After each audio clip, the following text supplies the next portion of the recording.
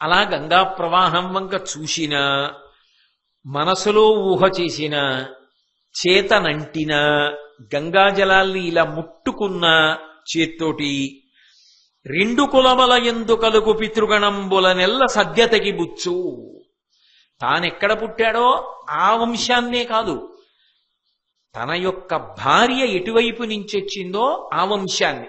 ఆడపిల్ల అయితే తన పుట్టినింటిని మెట్టినింటిని కూడా తరింపచేస్తుంది. గంగకి ఉత్సవం చేసినా చూసినా, గంగ పూజ చేసినా, గంగ పూజ చూసినా, గంగని చల్లుకున్నా, గంగ పేరు చెప్పినా, గంగాని ముట్టుకున్నా, గంగా దర్శనం చేసినా, గంగా స్తవం చేసినా అంత గొప్పదయా గంగ. కాబట్టి అటువంటి గంగ ఎంత గొప్పది, ఇన్ని పుణ్యాలు ఇవ్వగలదు అని నన్ను అడిగితే నేనేం చెప్పను ధర్మరాజా? భీష్ముడు మహానుభావుడు, సర్వశాస్త్ర విశారదుడు, వేదము వేదాంగములతో చదువుకున్నవాడు, గురువులను సేవించినవాడు, ఇంద్రియములను జయించినవాడు, అర్ధకామములను విడిచిపెట్టినవాడు, సత్పురుషులను సేవించినవాడు, అపారమైనటువంటి జ్ఞానమును కలిగినవాడు. అటువంటి వాడు ఒక్కసారి శరీరాన్ని విడిచిపెట్టేస్తే ఇక మళ్ళీ లోకానికి అంతటి జ్ఞానాన్ని అందించేవాడు ఉండడు అన్న ఉద్దేశ్యంతో కృష్ణ భగవానుడు పాండవుల్ని, ప్రధానంగా ధర్మరాజు గారిని భీష్మాచార్యుల వారి వద్దకు తీసుకుని వెళ్ళి అనేక ప్రశ్నలు భీష్ముని చేత ఆ ధర్మరాజు గారి చేత భీష్మునికి వేయించి, ఆ భీష్ముని నోటి నుంచి వచ్చినటువంటి జ్ఞాన గంగ ఏదైతే ఉందో దాన్ని శాంతి పర్వము, అనుశాసనిక పర్వముల యందు నిక్షిప్తం చేశాడు. అందులో ఒక చోట ధర్మరాజు గారు భీష్మాచార్యుల వారిని ప్రశ్న చేశాడు. ఈ భూమి మీద అనేకమైనటువంటి ఏర్లున్నాయి, సెలయేర్లున్నాయి, తటాకములున్నాయి, నదులున్నాయి, నదములున్నాయి. వీటన్నిటిలోకి కూడా చాలా చాలా గొప్పదైనటువంటిది ఏది? దేనిని చాలా విశేషంగా ప్రస్తుతి చేయవలసి ఉంటుంది, దేని యొక్క మహాత్మ్యము నిత్యస్మరణీయమై ఉంటుంది. అటువంటి దాని గురించి నాకు తెలియచేసి నన్ను అనుగ్రహించవలసినది అని ప్రార్థన చేశాడు. దానికి భీష్మాచార్యుల వారు జవాబు చెప్తూ ఒక మాట చెప్తున్నాడు. యథార్థమునకు తల్లిని స్తోత్రం చేస్తున్నాడు. త్రిపథగా సేవనమున సిద్ధించునట్టి గతి జనములకు నియత కల్పితములయ్యు అధ్వరంబును బ్రహ్మచర్యంబు తపము సంపరిత్యాగమును చెయ్యజాలవనగా. అన్నిటిలోకి చాలా గొప్పది నాయన గంగానది. గంగానదికి త్రిపథగా అని పేరుంది. ఎందుకని అంటే 3 లోకముల యందు ప్రవహిస్తుంది. ఒకటి స్వర్గలోకమునందు ప్రవహించినప్పుడు మందాకిని అని పేరు. అదే గంగ భగీరథుని యొక్క అనుగ్రహం చేత ఈ భూమి మీద ప్రవహించినప్పుడు భాగీరథి అని పేరు. అదే గంగ పాతాళలోకంలో ప్రవేశించి సగర చక్రవర్తి యొక్క కుమారులను ఉద్ధరించింది కాబట్టి భోగవతి అని పేరు. మందాకిని, భాగీరథి, భోగవతి అనేటటువంటి 3 పేర్లతో ప్రవహించేటటువంటి త్రిపథగా అని కీర్తింపబడినటువంటి గంగా ప్రవాహం ఏదైతే ఉన్నదో అది అనన్య సామాన్యమైనటువంటిది. దాని కీర్తి ఇంత అంత అని చెప్పడం ఎవరికీ సాధ్యం కాదు. త్రిపథగా సేవనమున సిద్ధించునట్టి గతి జనములకు నియత కల్పితములయ్యు. ఎలా చెయ్యాలో అలా చేసినప్పటికీ, కల్పాన్ని పాటించినప్పటికీ, ఎంతో భక్తి శ్రద్ధలతో ఆచరించినప్పటికీ కూడా లోకంలో ఏవి చాలా గొప్పవి, విశేష ఫలితాలిస్తాయని చెప్పబడతాయో అటువంటి క్రతువులు కూడా గంగానది యొక్క స్నానమునకు, గంగానది సేవనమునకు తుల్యములు కావు. ఎటువంటివి కల్పము ప్రకారము చేసినప్పుడు, పద్ధతి ప్రకారం చేసినప్పుడు చాలా గొప్పవి అని కీర్తింపబడుతుంటాయి అంటే అధ్వరంబును, ఒక యజ్ఞం చేయడం, యజ్ఞం చేసి అగ్నిముఖంగా దేవతలకు హవిస్సులు ఇవ్వడం. అటువంటి యజ్ఞం చేసినప్పటికీ బ్రహ్మచర్యంబు, వేదాధ్యయనం చేయడం. బ్రహ్మచర్యము అంటే ఆ ఆశ్రమంలో ఉండి వేదాలు నేర్చుకుంటారు కాబట్టి ఆ వేదాధ్యయనం చెయ్యడం, తపము, అనేకమైనటువంటి రీతులలో తపస్సుని నిర్వహించడం అంటే ఇంద్రియ నిగ్రహాన్ని పాటించడం, బహిరేంద్రియ నిగ్రహాన్ని పాటించడం, ఆంతర శౌచమును పాటించడం, బాహ్య శౌచమును పాటించడం, సత్యవ్రతాన్ని పాటించడం, అహింసావ్రతాన్ని పాటించడం, ఇటువంటివన్నీ కూడా తపస్సులోకి వస్తాయి. ఇటువంటి గుణగణములతో కూడుకున్నటువంటి తపస్సుని మేరలేని రీతిలో అనుష్ఠించినప్పటికీ కూడా సంపరిత్యాగమును, తాను సంపాదించిన దాంట్లో సింహభాగాన్ని దానం చేసేసినప్పటికీ కూడా చేయజాలవనగా అత్రిపదగా, అంటే గంగ యొక్క సేవనము అంటున్నాడు భీష్ముడు. గంగానదిని సేవించుట అన్న మాటకు అర్థం ఏమిటి అంటే గంగా యందు స్నానము చేయుట ఒక్కటే అని నిర్ధారించడం కుదరదు. ఒక్కసారి ఆ గంగా ప్రవాహాన్ని ఊహ చేశాడనుకోండి, బ్రహ్మాండమైనటువంటి తరంగములతో వెళ్ళిపోతుంటుంది. రంగతుంగ తరంగ సంఘములతో రంజిల్లు ఘోషంబుతో బంగారంబగు పొంగుతో నురగతో పువ్వాట తుంపర్లతో భంగుల్ సల్పుచు జంగలించుతన భూభాగము నుండి జారన్ గంగమ్మను దల్చితే శిరమునన్ రంజిల్లుతును శంకరా అంటారు. ఆ గంగ అద్భుతమైనటువంటి ప్రవాహం. అటువంటి ప్రవాహంతో కూడుకున్నటువంటి గంగానది ప్రవాహాన్ని మనస్సులో స్మరించినంత మాత్రం చేత భవాంగపతితంతోయం పవిత్రమితి వస్పృశు, పరమశివుని యొక్క శరీరమును తాకి భూమి మీద పడింది. అలా పడినటువంటి కారణం చేత గంగ తుంపర్లని స్మరించిన, గంగానదిని స్మరించిన, గంగానది పేరెత్తిన, గంగ చెంబుని పూజ చేసిన, గంగానది స్నానం చెయ్యాలని వెంపర్లాట మనసులో పొందిన, ఎప్పుడెప్పుడు నేను గంగలో మునక వేస్తానా అని భావన చేసిన, తాపత్రయమాగక లౌకిక జలములు అంటే ఇంట్లో నీళ్లు స్నానం చేసేటప్పుడైనా ఇవి గంగా జలములు అవుగాక అని మనసులో సంకల్పం చేసి గంగేచ యమునేచైవ గోదావరి సరస్వతి నర్మదే సింధు కావేర్యౌ జలేస్మిన్ సన్నిధిం కురు ఆయాంతు స్నానం ద్రవ్యాన్ని సంప్రోక్ష్య అనుకుని ఆ నీళ్లు తీసి తల మీద చల్లుకుని స్నానం చేసినంత మాత్రం చేత కూడా గంగ అనుగ్రహించగలదు. అందుకే గంగకి ఉత్సవము అంటారు. గంగ చెంబులు పల్లకీలో పెట్టుకుని గంగా స్తోత్రం చెప్తూ, గంగా నామాలు చెప్తూ గంగామాతాకి జై అంటుంటారు. ఆ చెంబులు పల్లకీలో పెట్టి ఊరిరిగింపుగా తీసుకొచ్చి అక్కడ పెట్టి పూజ చేసినప్పటికీ కూడా అది గంగకి ఉత్సవం చేసినట్టే. నిత్యహారతులు ఇస్తూ ఉంటారు ఆ గంగానదికి. ఆ హారతుల వైభవాన్ని జ్ఞాపకం తెచ్చుకున్న మనసు ఎంతో సంతోషంగా ఉంటుంది. అందున మనందరం కాశీయాత్ర చేసినప్పుడు పొందినటువంటి ఆనందం వర్ణనాతీతం. ఎందుచేత అంటే ఎక్కడో గంగానది మధ్యలో ఉన్నటువంటి సైకతాన్నంతటినీ కూడా మనం తీసుకుని అంటే వాళ్ళ అనుమతి తీసుకుని అక్కడ ఒక పెద్ద వేదిక నిర్మాణం చేసి గంగానది ఒడ్డున ఆ ఘాట్లలో ఉండేటటువంటి పడవలన్నిటినీ కూడా అప్పుడు మనం వెళ్ళిన యాత్రికులే అద్దెకి తీసేసుకుని అందరం భజనలు చేస్తూ పెద్ద పాటలు పాడుతూ సంతోషంగా ఆ మధ్యలో ఉన్నటువంటి ఇసుక తిన్నె మీదకి చేరుకుని అక్కడ ఉన్న వేదిక మీద కూర్చుని నేను గంగావతరణం చెప్పుకునే అదృష్టాన్ని పొందితే ఆ గంగావతరణం చెప్తుండగా చుట్టూ గంగా ప్రవాహాన్ని చూస్తూ ఆనందించి చీకటి పడుతూ ఉండగా అందరం అరటి దొప్పలు ప్రమిదలు చేసి అందులో దీపాలు వెలిగించి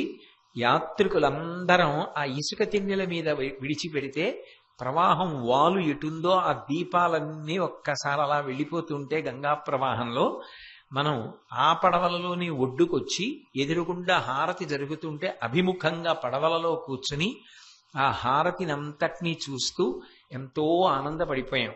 ఎందుకు మీకు జ్ఞాపకం చేస్తున్నాను అంటే ఒకసారి గంగా స్మరణము కూడా గంగా సేవనమే కనుక మనం చేసిన యాత్రని సింహావలోకనంగా ఒక్కసారి ఆ గంగా వైభవాన్ని జ్ఞాపకం తెచ్చుకోవడం. ఒకరోజు మధ్యాహ్నం మనం అందరం మణికర్ణికా ఘాట్కి వెళ్ళి మణికర్ణికా స్తోత్రం చెప్పి అందరం కలిసి ఇంచుమించు 600 మంది ఆ రోజుల్లో అంతమందిని కలిసి గంగా స్నానాలు చేసి బయటికి వచ్చి చెప్పులు, గొడుగులు, నూతన వస్త్రాలు దానాలు చేస్తే అది ఆయన తృప్తి, ఆయన గొప్పగా మన గొప్ప కాదు. ఆ కాశీ ఒడ్డున ఉన్న బ్రాహ్మణులు వచ్చన్నారు, మా దరిద్రం తీరిపోయిందండి అన్నారు. అంత గొప్ప దానాలు జరిగాయి ఆ రోజుల్లో. అంత గొప్పగా కాశీయాత్ర చేసి పరమ సంతోషంగా మనందరం తిరిగి వచ్చి ఇక్కడే గంగ పూజలు చేసి కాశీ సంతర్పణ చేసుకున్నాం. ఆ గంగా వైభవం అంత గొప్పది. ఈ మధ్య హరిద్వారం వెళ్ళినప్పుడు ఆ కాళికా నది, ఆ కాళికాదేవి యొక్క దేవాలయం ఎక్కడుందో అక్కడ బ్రహ్మాండమైనటువంటి ప్రవాహంలో అందరం స్నానం చేసి ఆ ఒడ్డున కూర్చుని గంగని పూజ చేస్తుంటే ఎక్కడి నుంచో మానసాదేవి పాము రూపంలో ఉంటుంది కదూ, నది మధ్యలో లేచి మనం స్నానం చేస్తున్న దగ్గరికి ఆ పాము వస్తే దాన్ని వెంకటేశ్వర భక్తి ఛానల్ వాళ్ళు రికార్డ్ చేసి చూపించారు కూడా. ఆ పసుపు కుంకాలు మనం వేసిన వాటిల్లో పొర్లి మళ్ళీ వెళ్ళిపోయింది ఆ పాము.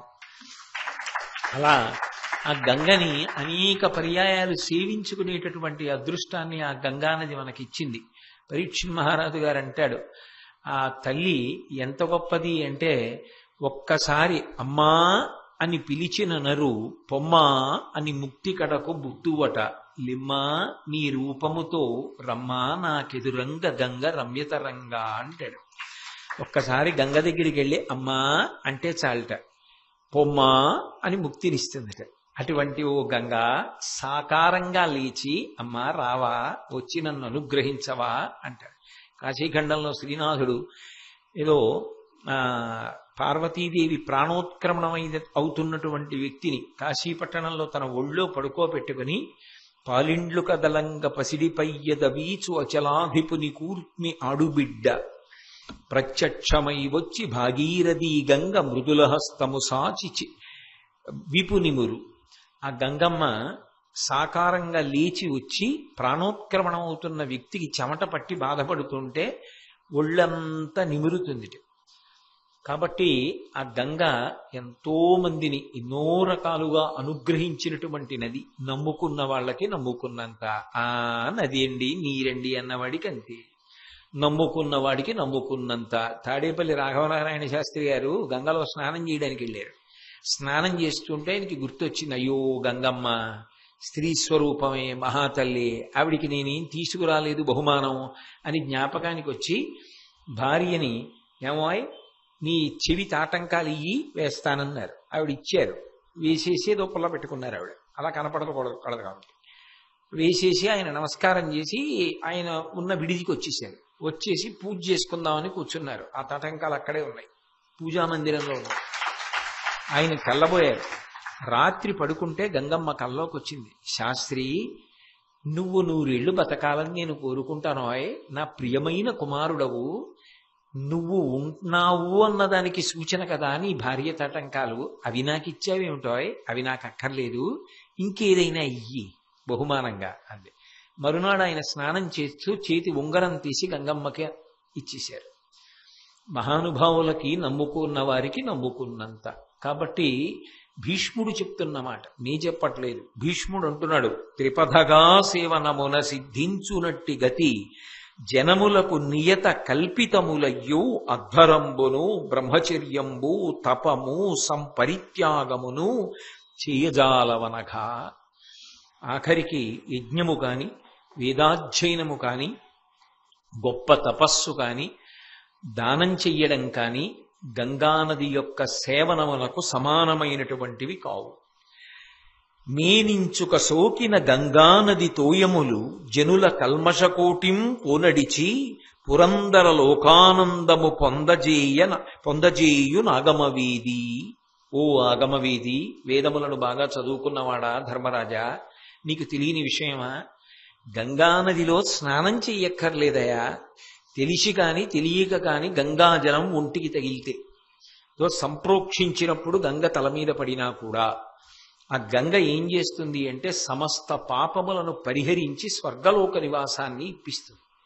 అంత శక్తి కలిగినటువంటిది, అంతగా పాపములను పరిహరించగలిగినటువంటిది, అంత శక్తి కలిగినటువంటి జలములయ్యా గంగవి.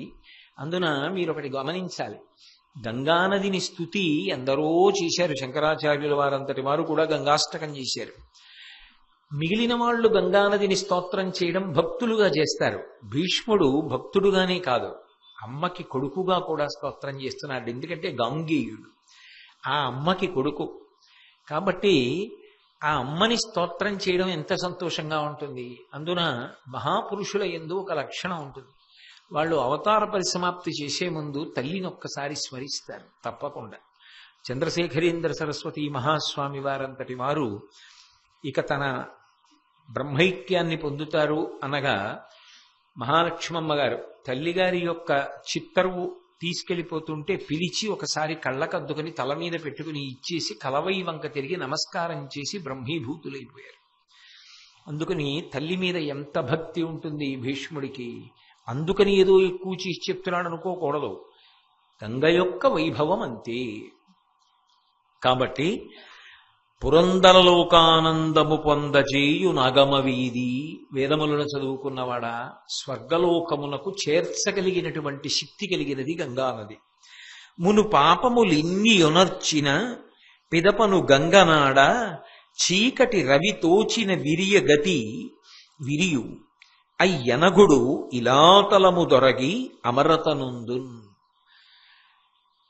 తెలిసో తెలియకో ఇన్ని పాపాలు చేసిన వాడైనా సరే, అమ్మా ఇన్ని పాపాలు చేసేశానమ్మా, నా బుద్ధి మారిందమ్మా, నన్ను అనుగ్రహించమ్మా, నా పాపములను కాల్చేయమ్మా అంటే అగ్నితో కాల్చాలి, తన నీటితో కాల్చేస్తుంది గంగ.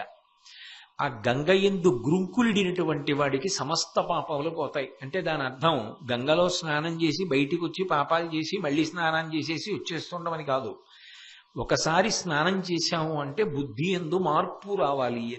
లేకపోతే అమ్మ బాధపడినట్లు బాధపడదు ఆవిడ కూడా. అస్తమానం నాలో స్నానం చేస్తాడు, పాపాలు పోగొట్టుకుంటాడు, మళ్ళీ వెడతాడు, మళ్ళీ పాపాలు చేస్తాడు, మళ్ళీ వస్తాడు, మళ్ళీ స్నానం చేస్తాడు, వీడికి ఇది ఒక తేలిక మార్గం కింద దొరికిందనుకోదు. కాబట్టి ఆ గంగా స్నానానికి వెడుతున్నాము అంటే అటువంటి పూనికతో వెళ్ళాలి. అమ్మాయి ఇక నాకు పాపమునందు అనురక్తి లేకుండా చెయ్యి, మంచి పనులు చేసేటట్టుగా నన్ను అనుగ్రహించు, నాకు అటువంటి సద్భావనలు కలిగించు, నా బుద్ధిని శాస్త్ర ప్రోక్తమైనటువంటి కర్మల యందు ప్రచోదనం చెయ్యమని ప్రార్థన చేసి గంగ యందు స్నానం చెయ్యమని అర్థం. కాబట్టి ఇన్ని ఏడులు మనుజుని ఎమ్ము గంగ వారియందుండు, అన్ని వత్సరములు నాకలోక మహాసుఖ శ్రీకి ఆతడత్తియుండును నిర్మల చిత్తవృత్తి. మిగిలినటువంటి నదులకి గంగా నదికి ఒక ప్రధానమైనటువంటి భేదం ఉందో ఈ ధర్మరాజా. ఎక్కడ ఎవరు శరీరాన్ని విడిచిపెట్టేని ఆ వ్యక్తి యొక్క ఎముకలు కొన్ని తీసి పదిలం చేస్తారు, అస్థి సంచయనము అంటారు. దహనం చేసేసిన తరువాత కొడుకు వెళ్ళి ఆ ఎముకలు తీసి ఓ పిడతలో దాచిపెడతాడు. దాచిపెట్టి కాశీయాత్ర చేసి ఆ ఎముకలు తీసుకెళ్లి గంగా నదిలో కలుపుతారు. జవహర్లాల్ నెహ్రూ గారంతటి వాడు ప్రధానమంత్రిగా ఉన్న రోజుల్లో చరమకాంక్ష, మై లాస్ట్ డిజైర్ అని రాసుకున్నాడు. ఏమిటి నా ఆఖరి కోరిక అంటే, నా చితాభస్మాన్ని విమానంలో భారతదేశం అంతటా ఈ సస్యశ్యామలమైన భూముల మీద జల్లండి. ఏ దేశానికి ప్రధానమంత్రి చేశానో, ఏ దేశం యొక్క అభివృద్ధిని కాంక్షించానో, ఏ దేశంలో పుట్టినందుకు గర్వపడ్డానో ఆ దేశపు మట్టిలో నా శరీరం కలిసిపోవాలి. విమానంలో నా చితాభస్మాన్ని చల్లి చిట్ట చివర గంగలో కలపండి అని రాసుకున్నాడు. చరమకాంక్ష, మై లాస్ట్ డిజైర్ అని. కాబట్టే లోకంలో ఎవరి శరీరం పడిపోయినా అగ్ని సంస్కారం చేసిన తరువాత అస్థి సంచయనం చేసి ఆ ఎముకలను కొడుకులు తీసుకెళ్లి కర్తలు కనుక గంగ నీళ్లలో కలిపేస్తారు. ఎందుకు కలుపుతారు అంటే దానికి భీష్మాచార్యుల వారు ఒక ప్రమాణాన్ని చెప్పాడు. ఎన్ని ఏడులు మనుజుని ఎమ్ము గంగ వారియందుండు, ఇన్ని సంవత్సరాలు ఆ వ్యక్తి యొక్క ఎముక గంగ నీటిలో ఉంటుందో అంతకాలం ఆ వ్యక్తిని స్వర్గలోకమనందు ఉంచుతారు. అది గంగ యొక్క శక్తి. అన్నీ మన ఊహలకు అందుతాయా? అన్నీ ప్రత్యక్ష ప్రమాణములుగా కనపడతాయా అంటే అలా చెప్పడం చాలా కష్టం. కొన్నింటికి శాస్త్రం ప్రమాణం, కొన్నింటికి ఏమిటి, నిజాటికి అన్నిటికీ శాస్త్రమే ప్రమాణం. అది నేను కల్పించి చెప్పట్లేదు, వేరొకరు కల్పించి చెప్పట్లేదు. మహాభారతానికి పంచమ వేదం అన్న స్థాయి ఉంది. అందులో సామాన్యుడు కాదు మాట్లాడుతున్నవాడు, భీష్ముడు మాట్లాడుతున్నాడు. భీష్ముడు బతికినట్టు జీవితంలో ఒకరోజు కూడా బ్రతకడం చాలా కష్టం. అటువంటి వాడు చెప్పిన మాటలను కాదు అని అనగలగడం మహాసాహసం. వాటి మీద అపనమ్మకం ప్రకటించుకోవడం ఆత్మహత్యా సదృశ్యం అయిపోతుంది కదా. మరి రామాయణ భారతాల్ని నమ్ముకున్న జాతికి భీష్మాచార్యుల వారి మాటలు ప్రమాణములైతే అందులో ఆశ్చర్యపోవలసిన విషయం ఏముంది? అందుకే ఇప్పటికీ లోకంలో ఎక్కడ తల్లిదండ్రులు శరీరాన్ని విడిచిపెట్టినా దహన సంస్కారం చేసిన తర్వాత ఆ అస్థి సంచయ ప్రక్రియ అయిపోయిన తర్వాత అస్థికలు తీసుకెళ్లి ఆ అస్థులను గంగానది ఎందుకు కలుపుతారు, ప్రధానంగా గంగలో కలుపుతారు. ఎందుకు కలుపుతారు అంటే ఇది ప్రమాణం. ఇన్నేళ్లు గంగ యందు ఆ ఎముకలు ఉంటాయో అంతకాలము ఆ వ్యక్తుల యొక్క జీవుడు స్వర్గలోకవాసము అనుగ్రహింపబడతాడు అని అని భీష్ముడు ధర్మరాజుతో ఒక మాట చెప్పాడు. అనగా సోమములేని యధ్వరంబును శిశిలేని రాత్రియు రవిలేని నభము ఆత్మధర్మములేని ఆశ్రమంబును పుష్ప సంపదలేని భుజమును బోలే హీనతనుందు గంగానది లేని దేశంబు చాంద్రాయణ శతములైన గంగాపయపాన కరణంబు కావించు నిర్మలత్వము చేయనేరవు అగ్నియందు పడిన దూది ఎట్లకు గంగావగాహనమున పాతకంబులఖిల భూతములకు దుఃఖములు వాసికొనుటకు ఏ విధములు గంగ కీడు కావు. అద్భుతమైనటువంటి మాట చెప్పాడు ఆయన. సోమరసం లేకుండా యజ్ఞం చేస్తే అది ఎంత ప్రయోజనరహితంగా ఉంటుందో, చంద్రుడు లేని రాత్రి ఎంత అందవికారంగా ఉంటుందో, సూర్యుడు ప్రకాశించినటువంటి ఆకాశం ఎంత కళావిహీనంగా ఉంటుందో, ధర్మాన్ని పాటించని ఆశ్రమం ఎంత అసహ్యంగా ఉంటుందో. బ్రహ్మచారి ధర్మాన్ని పాటించాలి, గృహస్థు ధర్మాన్ని పాటించాలి, వానప్రస్థు ధర్మాన్ని పాటించాలి, సన్యాసి ధర్మాన్ని పాటించాలి. అంతేకాని ఒక ఆశ్రమంలో ఉన్నట్టుగా కనపడి ఆ ఆశ్రమంలో చెయ్యవలసినవి వదిలిపెట్టి వేరొక ఆశ్రమం వాడు చెయ్యవలసిన పనులు చేస్తే ఎలా ఉంటుందో అలా ఉంటుంది. ఎప్పుడు ఇవన్నీ ఉపమానాలుగా చెప్తున్నాడు. ఎప్పుడుంటాయంటేట ఈ ఆత్మధర్మము లేని ఆశ్రమంబును, ఎప్పుడు ఏ ఆశ్రమంలో ఉన్నవాడు ఏది చెయ్యాలో అది చేయకపోతే ఆ ఆశ్రమం ఎలా ఉంటుందో అలా ఉన్నట్టు, పుష్ప సంపద లేని భుజమును ఓలే, ఎంత పెద్ద చెట్టైనా పువ్వులు పుయ్యకపోతే అది ఎంత అందవికారంగా ఉంటుందో అలా, హీనత ముందు అందం ఉండదు. ఎప్పుడు గంగానది లేని దేశంబు, ఆ దేశానికి గంగానది లేకపోతే అది ఎంత గొప్పదైనా భౌతికంగా ఆ దేశానికి అందం లేదు. గంగానది ఉన్న దేశమే దేశం. ఈ దేశంలో పుట్టినందుకు, ఈ దేశంలో ఉంటున్నందుకు, ఈ దేశంలో పెరుగుతున్నందుకు, ఈ దేశంలో పరమేశ్వరుడు ప్రాణం విడిచిపెట్టి ఈ దేశం మట్టిలోనే కలిసిపోయే అవకాశం కల్పించినందుకు మనం భగవంతుడికి ఎంత కృతజ్ఞత చెప్పాలి. తెల్లవారి లేస్తే సంకల్పంలో గంగా గోదావరియోహో మధ్యప్రదేశే అని సంకల్పంలో కూడా చెప్తున్నాం. కాబట్టి అటువంటి గంగానది ఉన్న దేశమేదో అది దేశమయ్యా అన్నాడు భీష్ముడంతటి వాడు. సయ్యద్ ఉస్తాద్ అలీ ఖాన్ అని మహానుభావుడు, గొప్ప సంగీత విద్వాంసుడు. ఆయన ఎంత గొప్ప విద్వాంసుడంటే ఆయన యొక్క సంగీత ప్రజ్ఞకి సంతోషించి అమెరికా ఆయనకి గౌరవ పౌరసత్వం ఇస్తా ఉంది. ఆ దేశం రమ్మని ఆహ్వానించింది. ఆయన అన్నాడు, మీ దేశంలో అన్నీ ఉన్నాయేమో గాని గంగ లేదుగా, గంగ ఒడ్డున కూర్చుని సంగీతం పాడినట్టుంటుందా, అందుకని నేను రానన్నాడు. నిజంగా మహానుభావుడు ఎంత గొప్ప మాట అన్నాడు. కాబట్టి గంగే, ఆ గంగ ఉన్న దేశం కదా గొప్ప దేశం. కాబట్టి గంగానది లేని దేశంబు చాంద్రాయణ శతములైన గంగాపయ పానకరణంబు గావించు నిర్మలత్వము చెయ్యనేరవు. 100 చాంద్రాయణ వ్రతాలు చేసినా సరే గంగా నీటి బిందువు నాలుక మీద పడిన దానికి సమానం కావు. అందుకే శంకర భగవత్పాదులు మోహముద్గరం చేస్తూ అంటారు, భగవద్గీత కించిదధీత గంగాజలలవ కణికాపీత సకృతపీన మురారి సమర్చ క్రియతే తస్య యమేనల చర్చ అన్నారు. భగవద్గీత కించిదధీత, భగవద్గీతలో ఒక్క శ్లోకాన్ని ప్రతిరోజు అర్థం చేసుకుని బాగా చదువుకున్నా, గంగాజలలవ కణికాపీత, గంగానది యొక్క చిన్న బిందువు నాలుక మీద పడిన, సహృదపయేన మురారి సమర్చ, మురాసురుడి యొక్క శత్రువైనటువంటి కృష్ణ భగవానుడి యొక్క పూజ చేసిన, క్రియతే తస్య యమేన చర్చ, యమధర్మరాజు గారితో వాడికి చర్చ లేదు. అదేమిటంటే ఆయనతో మాకెందుకండి చర్చ అంటారేమో, ఆయన రమ్మండం నేను రానండం ఉండవు. అంటే ఆఖరణ ఆయన దర్శనం పొందవలసిన అవసరం ఉండదు. అంత గొప్పది గంగా నది. కాబట్టి ఆ గంగయందు స్నానం చేయడం అంటే ఎటువంటిదో తెలుసా ధర్మరాజా? బ్రహ్మాండమైనటువంటి అగ్నిహోత్రంలోకి దూది వెళ్ళి పడిందనుకో, ఇక మిగులుతుందా దూది? గంగానది యందు స్నానము చేసినటువంటి వాడి పాపములన్నీ అలా దహించుకుపోతాయి. ఇది వింటుంటే మీకేమనిపిస్తోంది? ఓసారి మళ్ళీ కాశీయాత్రకి వెడితే బాగుండవు అనిపిస్తుంటుంది కదా. గంగే. కాబట్టి దుఃఖములు వాసికొనుటకు ఏ విధములు గంగకీడు కావు. సమస్త దుఃఖములను పోగొట్టుకోవడానికి గంగానది కన్నా సమానమైనది, గంగా స్నానము కన్నా గొప్పది, గంగా స్మరణము కన్నా గొప్పది, గంగా పూజనము కన్నా గొప్పది, గంగా ఉత్సవము కన్నా గొప్పది లోకమునందు లేదు అని శరణంబులేని జనులకు పరమశరణమండ్రు మునులు భాగీరథి, నిర్జరులకు అమృతములట్టుల నరులకు గంగాజలంబనగ నీవిందు. ధర్మరాజా, మునులు చెప్తుండగా నేను విన్నాను, దేవతలు అమృతం తాగుతారు, అమృతం తాగి వృద్ధాప్యాన్ని పొందకుండా ఉంటారు. అమృతాన్ని తాగి దేవతలందరూ కూడా వృద్ధాప్యాన్ని పొందకుండా ఎలా ఉండగలుగుతున్నారో అలా ఈ భూలోకంలో ఉండేటటువంటి ప్రజలందరికీ కూడా అమృతంతో సమానమైనది ఏది అంటే గంగా ప్రవాహం.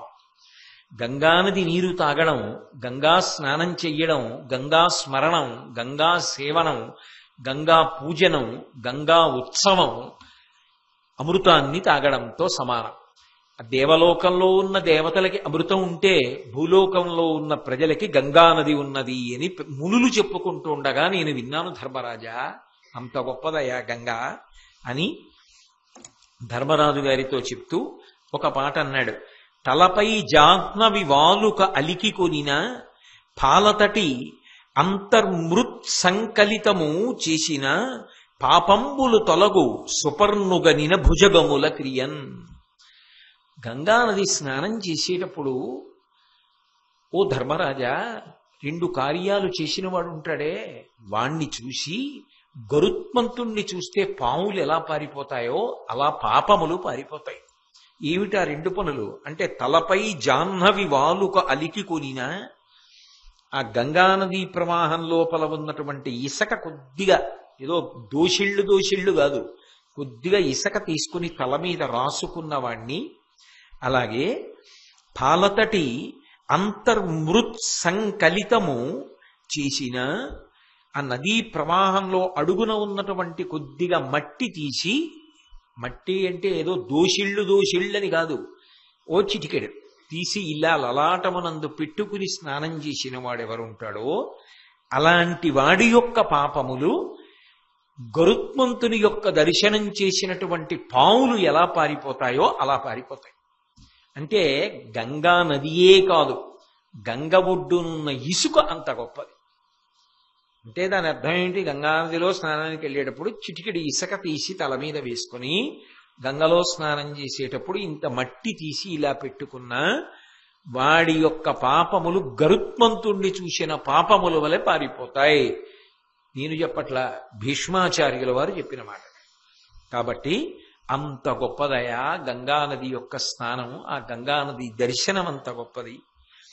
విను, గంగా గంగాయను కీర్తనములతో ఒండు నీట తగ మునిగిన అజ్జనులు దురితముల దొరగుదురు అని ఆర్యులు చెప్పవిందు అంచిత చరిత. ఓ ధర్మరాజా, గంగానది దగ్గరికే వెళ్ళి స్నానం చెయ్యక్కర్లేదు. గంగా స్నానం చెయ్యాలని మనసు ఉవ్విళ్ళూరి, ఇప్పుడు మీరు ఇది వింటున్నారు, నేను చెప్తున్నాను, నాకో మీకో గంగా స్నానం చెయ్యాలని మనసు ఉవ్విళ్ళూరింది అనుకోండి.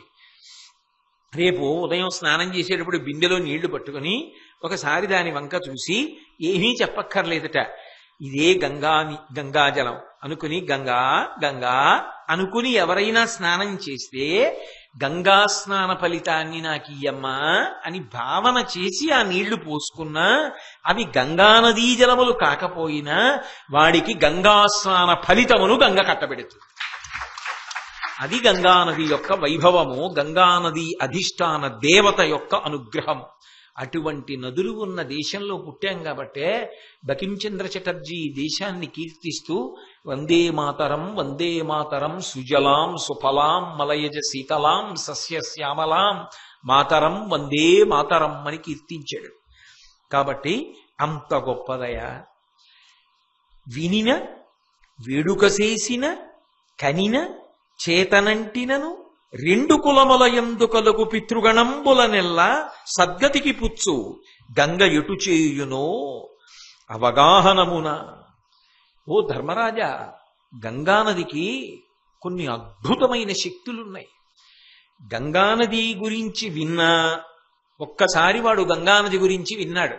ఏ కారణం చేతనో అలా వినిన కారణం చేత వేడుక చేసిన, గంగకి ఉత్సవం చేసిన, గంగ చెంబు పల్లకీలో పెట్టుకుని గంగానది స్తోత్రం చెప్తూ లేకపోతే జై గంగామాతాకి అంటూ తిరిగి వచ్చాడు.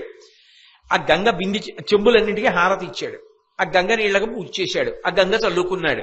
గంగకి ఉత్సవం చేశాను నేను అన్నాడు. ఇది గంగోత్సవము అన్నాడు. అలా ఉత్సవం చేసిన కనిన అలా ఒక్కసారి వెళ్ళి ఆ గంగా ప్రవాహం వంక అలా ఒక్కసారి 2 కన్నులతో చూస్తే అలా గంగా ప్రవాహం వంక చూసిన, మనసులో ఊహ చేసిన, చేతనంటిన, గంగాజలాల్ని ఇలా ముట్టుకున్న చేత్తోటి 2 కులముల యందు కలుగు పితృగణంబుల నెల్ల సద్యతకి బుచ్చు. తానెక్కడ పుట్టాడో ఆ వంశాన్నే కాదు, తన యొక్క భార్య ఎటువైపు నుంచి వచ్చిందో ఆ వంశాన్ని, ఆడపిల్ల అయితే తన పుట్టినింటిని మెట్టినింటిని కూడా తరింపచేస్తుంది. గంగకి ఉత్సవం చేసినా చూసినా, గంగ పూజ చేసినా, గంగ పూజ చూసినా, గంగని చల్లుకున్నా, గంగ పేరు చెప్పినా, గంగాని ముట్టుకున్నా, గంగా దర్శనం చేసినా, గంగా స్తవం చేసిన అంత గొప్పదయా గంగ. కాబట్టి అటువంటి గంగ ఎంత గొప్పది, ఎన్ని పుణ్యాలు ఇవ్వగలదు అని నన్ను అడిగితే నేనేం చెప్పను ధర్మరాజా. కాబట్టి ఈ భూమి మీద ఉన్నటువంటి సమస్త ప్రవాహముల కన్నా గంగా ప్రవాహమే గొప్పది. మన అదృష్టం ఏంటంటే ఆ గంగా ప్రవాహం కన్నా భిన్నం కాదు గోదావరి. ఆ నీళ్లు తాగి బతుకుతున్నాం తూర్పుగోదావరి వాసులు. ఎక్కడున్నవాడు అక్కడ నదిని పొగడడం తప్పు కాదు, అదేం పక్క నదిని చిన్నపుచ్చడము కాదు. నిజానికి వేదం ప్రకారం అయితే తాను ఏ నది నీళ్లు తాగి బతుకుతున్నాడో ఆ నది గురించి ఓ మాట అనాలి. ఇంకో నది గురించి చెప్తే, నేను గంగా నది గురించి చెప్పాను, చివర గోదావరి గురించి ఓ మాట అనాలి. అందుకని అన్నా. ఎందుకంటే ఇది చెప్పానంటే ఎందుకు చెప్పా, ఈ శరీరం ఉంది కాబట్టి. ఈ శరీరం ఎందుకుంది, నీటి వలన శరీరం బతుకుతుంది. సంజీవనం సమస్తస్య జగత సలిలాత్మిక భవయిత్యుచ్యతే మూర్తిర్భవస్య పరమాత్మనః అని వ్యాసుడు లింగ పురాణంలో. ప్రాణములు ఉత్క్రమణం చెందుతున్నాయి అనుకోండి, శరీరంలోంచి ప్రాణములు పైకి లేచిపోతున్నాయి అనుకోండి, మీరు మట్టి తీసుకొచ్చి చల్లితే వెనక్కి రావు, అగ్ని చల్లితే రావు, ఆకాశం తగిలితే రావు, వాయువు తగిలితే రావు. కాసిన నీళ్లు చిలకరించారనుకోండి, స్పృహ తప్పిపోయిన వాడికి స్పృహ వస్తుంది, ప్రాణములు మళ్ళీ వెనక్కి వస్తాయి. అందుకే ఆపోవా ఇదగం సర్వం, ఆ నీరే సమస్తం అన్నది వేదం. అమృతం వా ఆపహ, ఆ నీరు అమృతము అన్నది. ఎందుకంటే చనిపోతున్న వాణ్ణి, ప్రాణములు ఉత్క్రమణం అవుతున్న వాణ్ణి కూడా నిలబెట్టి మళ్ళీ వెనక్కి తీసుకొస్తుంది. ఇప్పుడు ఈ శరీరం ఉన్నది అంటే దేని వలన ఉన్నది, నీటి వలన ఉన్నది. ఏ నీరు తాగి బతుకుతోంది ఈ శరీరం, గోదావరి నది నీరు తాగి బతుకుతోంది. అందుకే గంగానది స్తవం చేసిన తర్వాత గోదావరి పట్ల కృతజ్ఞతతో ఒక్క మాట అనాలి. అది నేనన్నాను, ఇక్కడ ఉండి తాగి బ్రతుకుతున్నాను కాబట్టి. ఎక్కడ నది నీరు తాగి బ్రతికిన వాళ్ళైనా ఆ నది గురించి ఒకసారి స్మరించాలి. ఎందుకని, ఇది గంగే, ఇది పరమశివుని యొక్క జటాజూటం నుంచే వచ్చింది. అందుకే గోదావరి అన్న మాట వాడలా శ్రీనాథుడు. ఆపాతాళ గభీర నీరకు సుధాహారామలఛాయకున్ దీపాలంకృతికిన్ మహేంద్రనగరీ నిశ్రేణికాయష్టికిన్ తాపాపాయ విధా విహర్త్రికి మహోధన్వాధృడాలింగన వ్యాపార ప్రతిపన్న సౌఖ్యకును సాష్టాంగంబు గంగమ్మకున్ అన్నాడు. అంచె పుష్కరాల్లో స్నానం చేస్తూ కూడా నేను గంగా ప్రవాహం వంక చూస్తూ ఈ పద్యమే చెప్పుకుని నమస్కారం చేశా. సాష్టాంగంబు గంగమ్మకున్ అన్నాడు. ఆ గోదావరి స్నానం ఎటువంటిది అంటే మహేంద్రనగరీ నిశ్రేణికా ఇష్టికిన్, స్వర్గలోకానికి నిచ్చెన మీరే ఎక్కడమే అన్నాడు. అందున ద్వీపాలంకృతికి, గోదావరి నది మధ్యలో ద్వీపాలుంటాయి, ఇసుక తిన్నెలు, బహు సౌందర్యవంతంగా ఉంటాయి. మహోధన్వాధృడాలింగన వ్యాపార ప్రతిపన్న సౌఖ్యకును. అందున గోదావరి సముద్ర సంగమానికి వెడుతుంటే, సముద్రుడు పురుషుడు కదా, గోదావరి స్త్రీ భార్య. ఆవిడ వస్తూ ఉంటేట ఎంత ఆనందపడిపోతాడోట. గోదావరి అంటే అంత ఇష్టమైనకి. అందుకే 2 చేతులు బాగా చాపి కౌగిలించుకుంటాడు. మీకు ఇది బాగా కనపడుతుంది. ఎందుకనంటే యానాం దగ్గర ఒకప్పుడు నేను మంచి మరపడవ ఎక్కి, మన దగ్గరే ఉన్నారు వాళ్ళందరూ దాన్ని వ్యవస్థ చేస్తే అందులో వెళ్ళాం. భగవత్ సంకీర్తనం చేస్తూ 2 వైపులా ఉన్న లంకల్లో దేవాలయాలన్నీ చూస్తూ వెళ్ళాం. కొంత దూరం వెళ్ళేటప్పటికీ అసలు పడవ ఆగదు, ఊగిపోతుంది. ఎందుకని అంటే ఇంకా ఒక 15 కిలోమీటర్ల 20 కిలోమీటర్ల అవతల సముద్రం ఉందనగా ఆ ప్రవాహం ముందుకొచ్చి పడవలు కదిలిపోతాయి. అంత చేతులు చాపుతాడు సముద్రుడు. మహోధన్వా దృఢాలింగన వ్యాపార ప్రతిపన్న సౌఖ్యకును, ప్రియమార భార్యని భర్త కౌగిలించుకున్నప్పుడు 2 చేతులు చాపి ఆలింగనం చేసుకున్నట్టు బంగాళాఖాతమనబడేటటువంటి ఆ మహాసముద్రం గోదావరి ప్రవాహం సంగమానికి ఎడుతుంటే ఇలా 2 చేతులు చాపి ఉత్సాహంగా కౌగిలించుకుంటుంది. దృఢాలింగన వ్యాపార ప్రతిపన్న సౌఖ్యకును సాష్టాంగంబు గంగమ్మకున్. కాబట్టి గోదావరికి కూడా గంగా అని పేరుంది. కాబట్టి అటువంటి గంగానది అంత గొప్ప గంగ. కాబట్టి ధర్మరాజా, ఆ గంగానదిని స్మరిస్తే చాలయా. వరుసగా గోవు, గంగ, గాయత్రి, గోవిందుడు చాలా గొప్పవి కదూ. నిన్నను గోవు, ఇవాళ గంగ. అటువంటి గంగా ప్రవాహం, అటువంటి గంగని స్మరిస్తుండు ధర్మరాజా, అది నీకు శ్రేయస్సుని చేకూరుస్తుంది అని చెప్పిన తరువాత సాధుజనులు ఎలా ఉంటారు, అసాధుజనులు ఎలా ఉంటారు. సాధుజనులు అంటే మంచి మార్గంలో ఉండేవాళ్ళు, చెడు మార్గంలో ఎలా ఉంటారు నాకు ఒక్కసారి చెప్పండి తాతగారు అన్నాడు. అబ్బో, ధర్మరాజు గారు ప్రతిరోజు వినడానికి వెళ్ళినప్పుడు ఆయన వినయం ఆశ్చర్యంగా ఉంటుంది. అంపశయ్య మీద కదా ఉన్నాడు. వెళ్ళి తాత అని పిలిచి తన యొక్క శిరస్సు ఆయన పాదములకు తగిలేటట్టుగా నమస్కారం చేస్తాడు. చేసిన తరువాత ఎంత సంతోషిస్తాడో, భీష్ముడు చెయ్యి పెట్టి దగ్గరికి తీసుకుని మూర్ధన్యస్థానమును ఆఘ్రాణించి ఆ ధర్మరాజుకి రోజు ఆయన అడిగిన ప్రశ్నలన్నింటికీ జవాబులు చెప్తుంటాడు. ఏమి శాంతి పర్వం అండి, ఏమి అనుశాసనిక పర్వం, ఏదో నేను రుచి చూపించడానికి అంతే.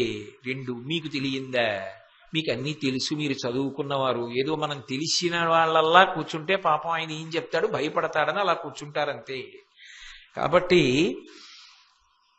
అలా సాధు పురుషుడికి అసాధు పురుషుడికి భేదం ఏమిటో నాకు చెప్పు తాత అని అడిగాడు. అడిగితే తమయంత నిరుగరు ధర్మంబు సదుపదేశమునను కానర సాధుజనులు, ధర్మబోధం వివిధంబులు రెంటను కలిగిడువారు సాధులు, తదీయ చరితంబు విను విడువరు మలమూత్రంబులర్హంబు కానిచో అధిప, అతిథి భోజన శిష్టాన్న భోజులు, తెరువిచ్చి తగిన వారలకు ప్రదక్షిణముగా నరుగుదురు, నడపుదురు సత్య ఆర్జవములు, శరణుసొచ్చిన కాతురు, సురతగుప్తి పరులు, నిజగార తృప్తులు, గురు వినీతులు, అమల హృదయులు, సంతోషమరగలరు. వీళ్ళు సాధు పురుషులు అని ఎలా గుర్తుపట్టచ్చో నీకు చెప్తాను విను. అసలు ధర్మాన్ని తనంత తాను తెలుసుకుందామన్న ప్రయత్నాన్ని అసాధు పురుషుడు చెయ్యడు. దుర్మార్గుడైన వాడు ఉంటాడే, వాడు ఏమంటాడంటే మిగిలిన వాళ్ళు ఎవరికీ ఏమీ తెలియదు కానీ నాకు తెలియకపోవడం ఏమిటి, నాకు అన్నీ తెలుసు, అసలు నాకు తెలిసినన్నవి వాళ్ళకెవ్వరికీ ఏమీ తెలియవంటాడు. కాబట్టి వాడసలు తెలుసుకునే ప్రయత్నం చేయడు. తెలిసున్న వాళ్ళు ఎవరైనా చెప్పినా అది వినడు, దానికి వంక పెడతాడు. ఇదే మాట సీతమ్మ సుందరకాండలో అంది. ఇహ సంతో నవాసంతి సతోవా నానువర్తసే తథాహి విపరీతాతే బుద్ధిరాచారవర్జిత అని అడిగింది రావణాసురుణ్ణి. ఇక్కడ ఎవరు చెప్పేవాళ్ళు లేరా, నువ్వు వినవా, నీకు తెలియదా, ఎక్కడుంది దోషం అని అడిగింది. అదే భీష్ముడు చెప్తున్నాడు మళ్ళీ అనుశాసనిక పర్వంలో. అసాధు పురుషులు దుర్మార్గులు ఉంటారే, వాళ్ళు అసలు ధర్మం ఏమిటి అన్నది తెలుసుకునే ప్రయత్నం వాళ్ళంతట వాళ్ళు చెయ్యరు. 2, ఎవరైనా ధర్మం ఏమిటో చెప్పే ప్రయత్నం చేస్తే వాళ్ళకి నచ్చదు సరికదా, వాళ్ళని ఎలా విమర్శిద్దామని ప్రయత్నిస్తారు. కాబట్టి ధర్మమునందు అనురక్తి లేనివారు అని 2 కారణముల చేత తెలుస్తూ ఉంటుంది. 2, ధర్మాత్ముడైన వాడు ఉంటాడే, వాడు ఎప్పుడూ ధర్మం ఏదో తెలుసుకోవాలనుకుంటూ ఉంటాడు. 2, ధర్మాన్ని తెలుసుకున్న దాన్ని అనుష్ఠించడానికి ప్రయత్నిస్తాడు. తానైనా తెలుసుకునే ప్రయత్నం చేస్తాడు గ్రంథములను చదివి, అథవా ఎవరైనా పెద్దలు చెప్తుంటే అత్యంత ఉత్సాహంతో పరిగెత్తి వింటాడు. అంటే లోపల అసలు వినాలన్న తాపత్రయం ఏర్పడింది అంటే కొన్ని కోట్ల జన్మల తర్వాత పరమేశ్వరానుగ్రహంగా సాధుపురుష లక్షణాన్ని పొందాడు అని గుర్తు. లేకపోతే ఎందుకు వెడతాడు, వెళ్ళి కూర్చోవడం అన్నది కుదరదు, అందరికీ అది సంభవం కాదు. ఏదైనా మంచి విషయం వినడానికి వెళ్ళాలి అంటే దానికి భగవంతుని యొక్క అనుగ్రహం ఉండాలి. ఆ అనుగ్రహం లేకుండా వెళ్ళి కూర్చోడానికి ఉత్సాహం కలగదు. కాబట్టి అటువంటి ఉత్సాహాన్ని పొందాడు, వెళ్ళాడు, విన్నాడు, ధర్మం తెలుసుకున్నాడు అంటే వాడు సాధు పురుషుడని గుర్తుపట్టు. 2, వాళ్ళు విడువరు మలమూత్రంబులర్హంబు కానిచో నధిప. లోకంలో అన్నిటికన్నా చాలా తేలికైనటువంటి పని ఏమిటి అంటే, పైగా అందులో శరీరమునకు ఒక సౌఖ్యం కూడా ఉంటుంది. తాగిన నీరు కొంత మళ్ళీ శేషం మిగిలిపోయి పృథివీకి అప్పజెప్పేయాలి, మూత్రం కింద విసర్జన చెయ్యాలి. అలాగే తిన్న పదార్థంలో కొంత మలంగా ఉండిపోతుంది. ఈ మలమును కానీ మూత్రమును కానీ విసర్జనం చేసేటప్పుడు ఎక్కడ పడితే అక్కడ చేయడానికి ఇష్టపడడు సాధు పురుషుడు. అది మొదటి బండ గుర్తు నువ్వు పట్టుకోవడానికి ధర్మరాజా. వాడు ఆలోచిస్తాడు, ఇలా నేను చెయ్యొచ్చా అని ఆలోచిస్తాడు. నేను ఇలా చేస్తే ఇతరులకు ఇబ్బంది కలుగుతుంది కాబట్టి నేను చెయ్యను అంటే మొట్టమొదట సమాజం గురించి ఆలోచిస్తాడు, పవిత్రత గురించి ఆలోచిస్తాడు, శౌచమును గురించి ఆలోచిస్తాడు.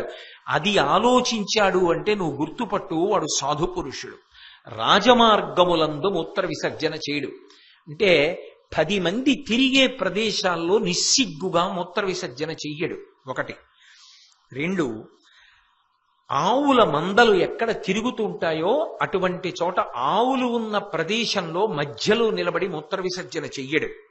నదులు ప్రవహించేటటువంటి ప్రాంతంలో నదుల యొక్క పరివాహక ప్రాంతముల యందు, దాని తీరముల యందు మూత్ర విసర్జన చెయ్యడు. ఎందుకని అంటే అక్కడ పవిత్ర కర్మలు చేస్తారు నదుల తీరంలో, కాబట్టి అక్కడ చెయ్యడు. అలాగే తీర ప్రాంతం అంటే ఆ నది ఒడ్డు, ఆ ఇసుక దాటిపోయి వెళ్ళినటువంటి ఆ ఒడ్డు భాగంలో కూడా మూత్ర విసర్జన చెయ్యడు. ఎందుకనంటే ఎందరో పెద్దలు స్నానం కోసం అక్కడికి వెడుతూ ఉంటారు, అది వారికి ఇబ్బందిని తెస్తుంది కాబట్టి అటువంటి ప్రదేశాల్లో మూత్ర విసర్జన చెయ్యడు. సూర్య భగవానుడు ఏ దిక్కులో ప్రకాశిస్తున్నాడో ఆయనకి ఎదురుగా నిలబడి చెయ్యడు. ఎందుకనంటే ఈ కంటితో చూడడానికి వీలైన ఏకైక పరబ్రహ్మస్వరూపం సూర్యుడు. సృష్టికర్త అయిన బ్రహ్మ, స్థితికర్త అయిన విష్ణువు, ప్రళయకర్త అయినటువంటి మహేశ్వరుడు కలిసి ముద్దయితే ఆ వెలుగుల ముద్ద పరబ్రహ్మమే సూర్యుడు. అందుకే విరాట పర్వంలో తిక్కన గారు అంటారు, నిరజాకరములు నిష్ఠయై చేసిన భవ్యతపంబు ఫలమనంగా దినసముఖాకి నందిత చక్రయుగ్మకంబులయనురాగంపు బ్రూవనంగా హరిహర బ్రహ్మ మహానుభావంబులొక్కటింకాగరగిన గట్టియనగా అతుల వేదత్రయ లతికాచయము పెనుబొందన్ పుట్టెడు మూల కందననగా అఖిల జగముల కందర యగుచు జనసమాజ కరపుట హృదయ సరోజములకు ముఖుళనంబును జృంభణంబును నొచ్చి భానుబింబంబు పూర్వాద్రిపై విలింగే అంటాడు. అది వేదములన్నీ పుట్టినటువంటి మూలంపు దుంప, 3 మూర్తులు కలిసినటువంటి వెలుగుల ముద్ద, సాక్షాత్ పరబ్రహ్మము. ఆయన ఏ దిక్కులో ప్రకాశిస్తున్నాడో ఆ దిక్కుకు ఎదురుగా నిలబడి, ఆయనకి ఎదురుగా నిలబడి మూత్ర విసర్జన చెయ్యడు. అది సంస్కారం, దైవభక్తి. కాబట్టి అలా మూత్ర విసర్జన చెయ్యడు. అలాగే జనం బాగా సంచరించే ప్రదేశంలో అలా వాళ్ళు తల తిప్పి చూడ్డానికి అవకాశం ఉండే రీతిలో మూత్ర విసర్జన చెయ్యడు. అలా చెయ్యకుండా ఉండడం సమాజం యొక్క పవిత్రతని, ఇతరుల యొక్క సౌకర్యాన్ని కూడా దృష్టిలో పెట్టుకోవడం. అసలు ఈ చిన్న చిన్న పనుల ద్వారా వాడికి ధర్మమునందు అనురక్తి ఉన్నదా లేదా తెలిసిపోతుందయా అన్నాడు. ఎంత చిన్న విషయాలు చెప్పాడండి. వాడికి అసలు సమాజము పట్ల ఏమైనా ఒక జాగ్రత్త ఉన్నదా, సాటివాడి గురించి ఏమైనా ఆలోచిస్తాడా? పవిత్ర ప్రదేశాన్ని మనం అపవిత్రం చెయ్యవద్దు, విడిచిపెట్టాలి తప్పదు మూత్రాన్ని, కానీ ఎక్కడ విడిచిపెట్టాలో అక్కడ విడిచిపెట్టాలి. అంతేకాని విడిచిపెట్టాలి కదా అని ఎక్కడ పడితే అక్కడ విడిచిపెట్టకూడదు. ఏదో శరీరము వ్యాధిగ్రస్తమైతే వేరు, అప్పుడు కూడా ముందుగానే జాగ్రత్త ఉండాలి. అదుపు తప్పిపోతే నేను దాని గురించి ఆక్షేపణ చేయట్లేదు, అసలు ఆ ప్రస్తావన తీసుకురావట్లేదు. కాబట్టి ఇటువంటి వాటి పట్ల కూడా అంత చిన్న విషయంలో కూడా జాగ్రత్తగా ఉంటాడు. అంటే ఆయనకి రక్తమునందు జీర్ణమై ఉంటుంది, సమాజ క్షేమమును ఆలోచిస్తూ ఉండడం. తన సౌకర్యం ఒకటి ఆలోచించాడు, 10 మంది సౌకర్యాన్ని దృష్టిలో పెట్టుకుంటాడు, పవిత్రతని దృష్టిలో పెట్టుకుంటాడు. వాడు నీకు మొదటి గుర్తు ఏమిటంటే వాడి మలమూత్ర విసర్జనము వలన తెలుస్తుంది. బహుశः స్వచ్ఛ భారత్ గురించి ఇంత గొప్పగా మాట్లాడిన వాడు మొదట భీష్ముడే అనుకుంటాను. కాబట్టి ఇంత బాగా స్వచ్ఛ భారత్ గురించి ఎవరూ ప్రసంగం చేసి ఉండరేమో అనుకుంటున్నాను. కాబట్టి అలా ప్రవర్తించగలిగిన వాడై ఉంటాడు. అంతేకాదు అతిథి భోజన శిష్టాన్న భోజులు, ఇంటికి ఎవరినైనా అతిథిని భోజనానికి పిలుస్తాడు. అతిథి నారాయణ స్వరూపుడు అని నమ్ముతాడు. అతిథి నారాయణుడు, అభ్యాగతి నారాయణుడు. ఆయన నారాయణుడు ఇంటికి వచ్చాడు కాబట్టి ఇప్పుడు ఏది తినాలి? భగవంతుడికి నైవేద్యం పెట్టి కదా ప్రసాదం అని తింటున్నాం. అతిథి తిన్నాక కదా తినాలి. అంతేగాని అతిథికి పెట్టకుండా మనం తిని ఆ ఇంగిలి ఆయనకి ఎలా పెడతాం? కాబట్టి అతిథికి పెట్టి ఆయన తిని త్రేంచి వెళ్ళిపోయిన తరువాత తాను తింటాడు మిగిలినటువంటి శేషాన్ని. అతిథితో కలిసి తినడు, అతిథి కన్నా ముందు తినడు, అతిథి తర్వాత తింటాడు. అయితే మీరు ప్రశ్న అడుగుతారు, నాకు తెలుసు. ఇంట్లో గర్భిణి ఉంటే, వృద్ధులు ఉంటే, రోగగ్రస్తులుంటే వేదం మినహాయింపిచ్చింది. అటువంటి వారెవ్వరినీ ఆపవలసిన అవసరం ఉండదు. పసిపిల్లల తల్లులున్నా అటువంటి వాళ్ళెవ్వరిని ఆపమని శాస్త్రం చెప్పలేదు. మనం సరిగ్గా చదవకుండా శాస్త్రము కఠినమని వంక చెప్పకూడదు. నువ్వు అసలు ముందు చదివితే నీకు శాస్త్రం ఎంత మృదువుగా ఉందో అర్థం. చదవకుండా నీ పుర్రెకి ఏదో ఓ మాట తట్టిందని విమర్శ చేస్తానంటే 2 చేతులు ఎత్తి నమస్కారం అంతే, దానికి ఇంకా వాదన లేదు. కాబట్టి అతిథి భోజన శిష్టాన్న భోజులు తెరివిచ్చి తగిన వారలకు ప్రదక్షిణముగా నరుగుదురు. ఆ వెళ్ళేటప్పుడు ఆయన ఎందు ఒక గౌరవం ఉంటుంది. ఆయన కొంతమందికి దారి వదిలేస్తుంటాడు, వాళ్లతో చొరబడడం. నిజంగా నాతో కొంతమంది అంటూ ఉంటారు, అమెరికా నుంచి వచ్చామండి, అమెరికాలో ప్రతిదానికి క్యూ పాటిస్తారు, ఇండియాలో అది ఉండదండి, అదే చికాకండి. ఇండియాలో ఉండదంటే ఇండియా మట్టిదా తప్పు, నీది తప్పు. ఇండియాలో ఎవడొద్దన్నాడు క్యూలో నిలబడద్దని చెప్పారు ఎవరైనా నిన్ను? ఈ దేశానికి ఎందుకు అప్రతిష్ట చేస్తావు? నీ ప్రవర్తన వల్ల అలా చేసి దేశం పేరు ఎందుకు పాడు చేయాలి? ఇక్కడ నించోవద్దన్నారా క్యూలో నిన్ను? ఇక్కడ నించో, ఈ దేశానికి గౌరవం తీసుకురా. గంగలేని దేశం దేశమా అని భీష్ముడు అన్నాడు. నువ్వేమో ఈ దేశాన్ని విమర్శించడానికే. ఇక్కడెవడు నించోవద్దన్నాడు క్యూలో? ఎవరికి త్రోవ ఇవ్వాలో వాళ్ళకి త్రోవ ఇస్తే వాడు ధర్మాత్ముడు అన్నాడు. ఎంత పెద్ద పెద్ద మాటలన్నీ. 10 మంది గురించి ఆలోచించడం అంటే ఇదే. అయితే శాస్త్రం ఎవరికి త్రోవ ఇవ్వాలని చెప్పిందో తెలుసా? స్త్రీలు ఉన్నారనుకోండి, వాళ్ళని ఇబ్బంది పెట్టకుండా, వాళ్ళు ఏదో చీకటి పడిపోతోంది, వాళ్ళని ఉంచి ముందు వెళ్ళిపోవడం ఇబ్బంది కాబట్టి స్త్రీలు కనబడితే ముందు వాళ్ళని అనుమతించాలి. అందుకే ఇప్పటికీ వెంకటేశ్వరుడికి సుప్రభాత సేవ అవగానే ముందు సువాసినులు వెళ్తారు. మనం కూడా వెంకటేశ్వర వైభవోత్సవాల్లో ముందు సువాసిని దర్శనం అని చెప్పి వదిలిపెట్టేస్తాం. స్త్రీల పట్ల మర్యాద ఇస్తాడు, చొరబడడం. అంతేకాని వాళ్ళు వెడుతుంటే తను తోసుకుని వాళ్ళతో వాళ్ళని పక్కకి తోసేసి తాను ముందుకు వెళ్ళడు. మర్యాదతో వాళ్ళు వెళ్ళడానికి చోటిచ్చి ఆగుతాడు. వాడు ధర్మాత్ముడని గుర్తుపట్టు ధర్మరాజా. ఎంత చిన్న చిన్న విషయాలు పట్టుకున్నాడండి భీష్ముడు. అలాగే వృద్ధులు ఉంటారు, వాళ్ళ గురించి ఆలోచించాలి. వాళ్ళ గురించి ఆలోచించకుండా వెళ్ళేవాళ్ళు ఉంటాడు, వాడిని భగవంతుడు ఇష్టపడడు. తిరుమలలో క్యూ కాంప్లెక్స్ లో గదులు తెరుస్తారు. పాపం అందులో పెద్దవాళ్ళు ఉంటారు. ఆ పెద్దవాళ్ళు గబగబా పరిగెత్తలేరు, వైకుంఠంలో కొంచెం మిల్లిగా నడుస్తూ ఉంటారు. వాళ్ళని దాటి పరుగులు పెట్టి వెళ్ళిపోతుంటారు. వాళ్ళు పాపం ముందొచ్చి ముందు కూర్చున్నా ఓపిక ఉండదు, గబగబా వెళ్ళలేక వెనక వాళ్ళందరూ వెళ్ళిపోతుంటే ఆ భర్త కొడుకు అమ్మ రామ్మ రామ్మ అంటుంటే ఓపిక లేదు, నడవలేదు. నడవలేక వెనకనున్న వాళ్ళందరూ వెళ్ళిపోతుంటే ఆవిడ ఎంత చిన్నబుచ్చుకుంటుందో. ఏమి నీ తల్లి లాంటిది కాదు? వృద్ధులైతే వెనకాతల నడవలేవు, ఆపేస్తారా? దర్శనం ఇవ్వరా? ఎందుకు ఇవ్వరు? కానీ మనమేమో వృద్ధుల్ని దాటి పరిగెత్తి వెళ్ళిపోయి వెంకటేశ్వర దర్శనం చేస్తే ఆయన మన అనుగ్రహించేస్తాడనుకుంటే భీష్మాచార్యులు వారి దృష్టిలో అది ధర్మమా? కాదు. వృద్ధులు ఎక్కడ ఉన్నారో వాళ్ళకి అవకాశం. ఎందుకంటే శరీర పటుత్వము లేదు, అలా తోసేస్తే వాళ్ళు పడిపోతారు. 10 మాటలు అలా జరిగితే ఎక్కడికి వెళ్ళడానికి వాళ్ళు భయపడతారు. వాళ్ళకి ఎలా అవకాశం? నువ్వు పెద్దలని గౌరవించడం సమాజంలో ధర్మానికి పరాకాష్ట. అప్పుడు కదా మనిషి వ్యక్తిత్వానికి గౌరవం. కాబట్టి పెద్దలను గౌరవించాలి. పెద్దలను అంటే వయస్సులో పెద్దలను, జ్ఞానవృద్ధులను. జ్ఞానమున్నవారు ఉంటారు, ధర్మాత్ములు ఉంటారు, వారిని గౌరవించాలి. ఇంటికి వెళ్ళావు, తండ్రి గొప్పవాడు, తండ్రిని గౌరవించాలి, అన్నని గౌరవించాలి, తల్లిని గౌరవించాలి. వదిన ఉంటుంది, ఒక్కొక్కసారి మరిది కన్నా వదిన వయస్సులో చిన్నదై ఉంటుంది. అనేక సందర్భాల్లో మీరు చూస్తుంటారు, వదిన గారి వయస్సు మరిది కన్నా కూడా చిన్నది ఉంటుంది. అయినా కూడా వదిన తల్లితో సమానం. వదినని గౌరవించాలి. వాళ్ళకి ముందు నడిచేటటువంటి అవకాశం కల్పించాలి. అది పెద్దరికం. అటువంటి పెద్దలకి దారి ఇచ్చేవాడు, అంతేకాని తాను చొరబడిపోడు. చొరబడకుండా నిలబడతాడు. ధర్మం అంటే పాటించడం. రేపు ఊరేగింపు పెడతాంగా, భీష్మధర్మం ఎంతమంది పాటిస్తారో తెలుస్తుంది. కాబట్టి అలాగే భారవాహులు, బాగా బరువు ఎత్తుకుని వెడుతుంటారు కొంతమంది, వాళ్ళని ముందు వదిలిపెట్టేస్తారు. ఎవరో పాపం ఆయనకి అంతకన్నా అవకాశం లేక 80 కిలోల బస్తా భుజం మీద పెట్టుకుని ఎడుతుంటాడు. ఆయనకి అడ్డంగా 15 మోటార్ సైకిళ్ళు ఎడితే ఆయన అలాగే పట్టుకుని నించుండిపోవాలా?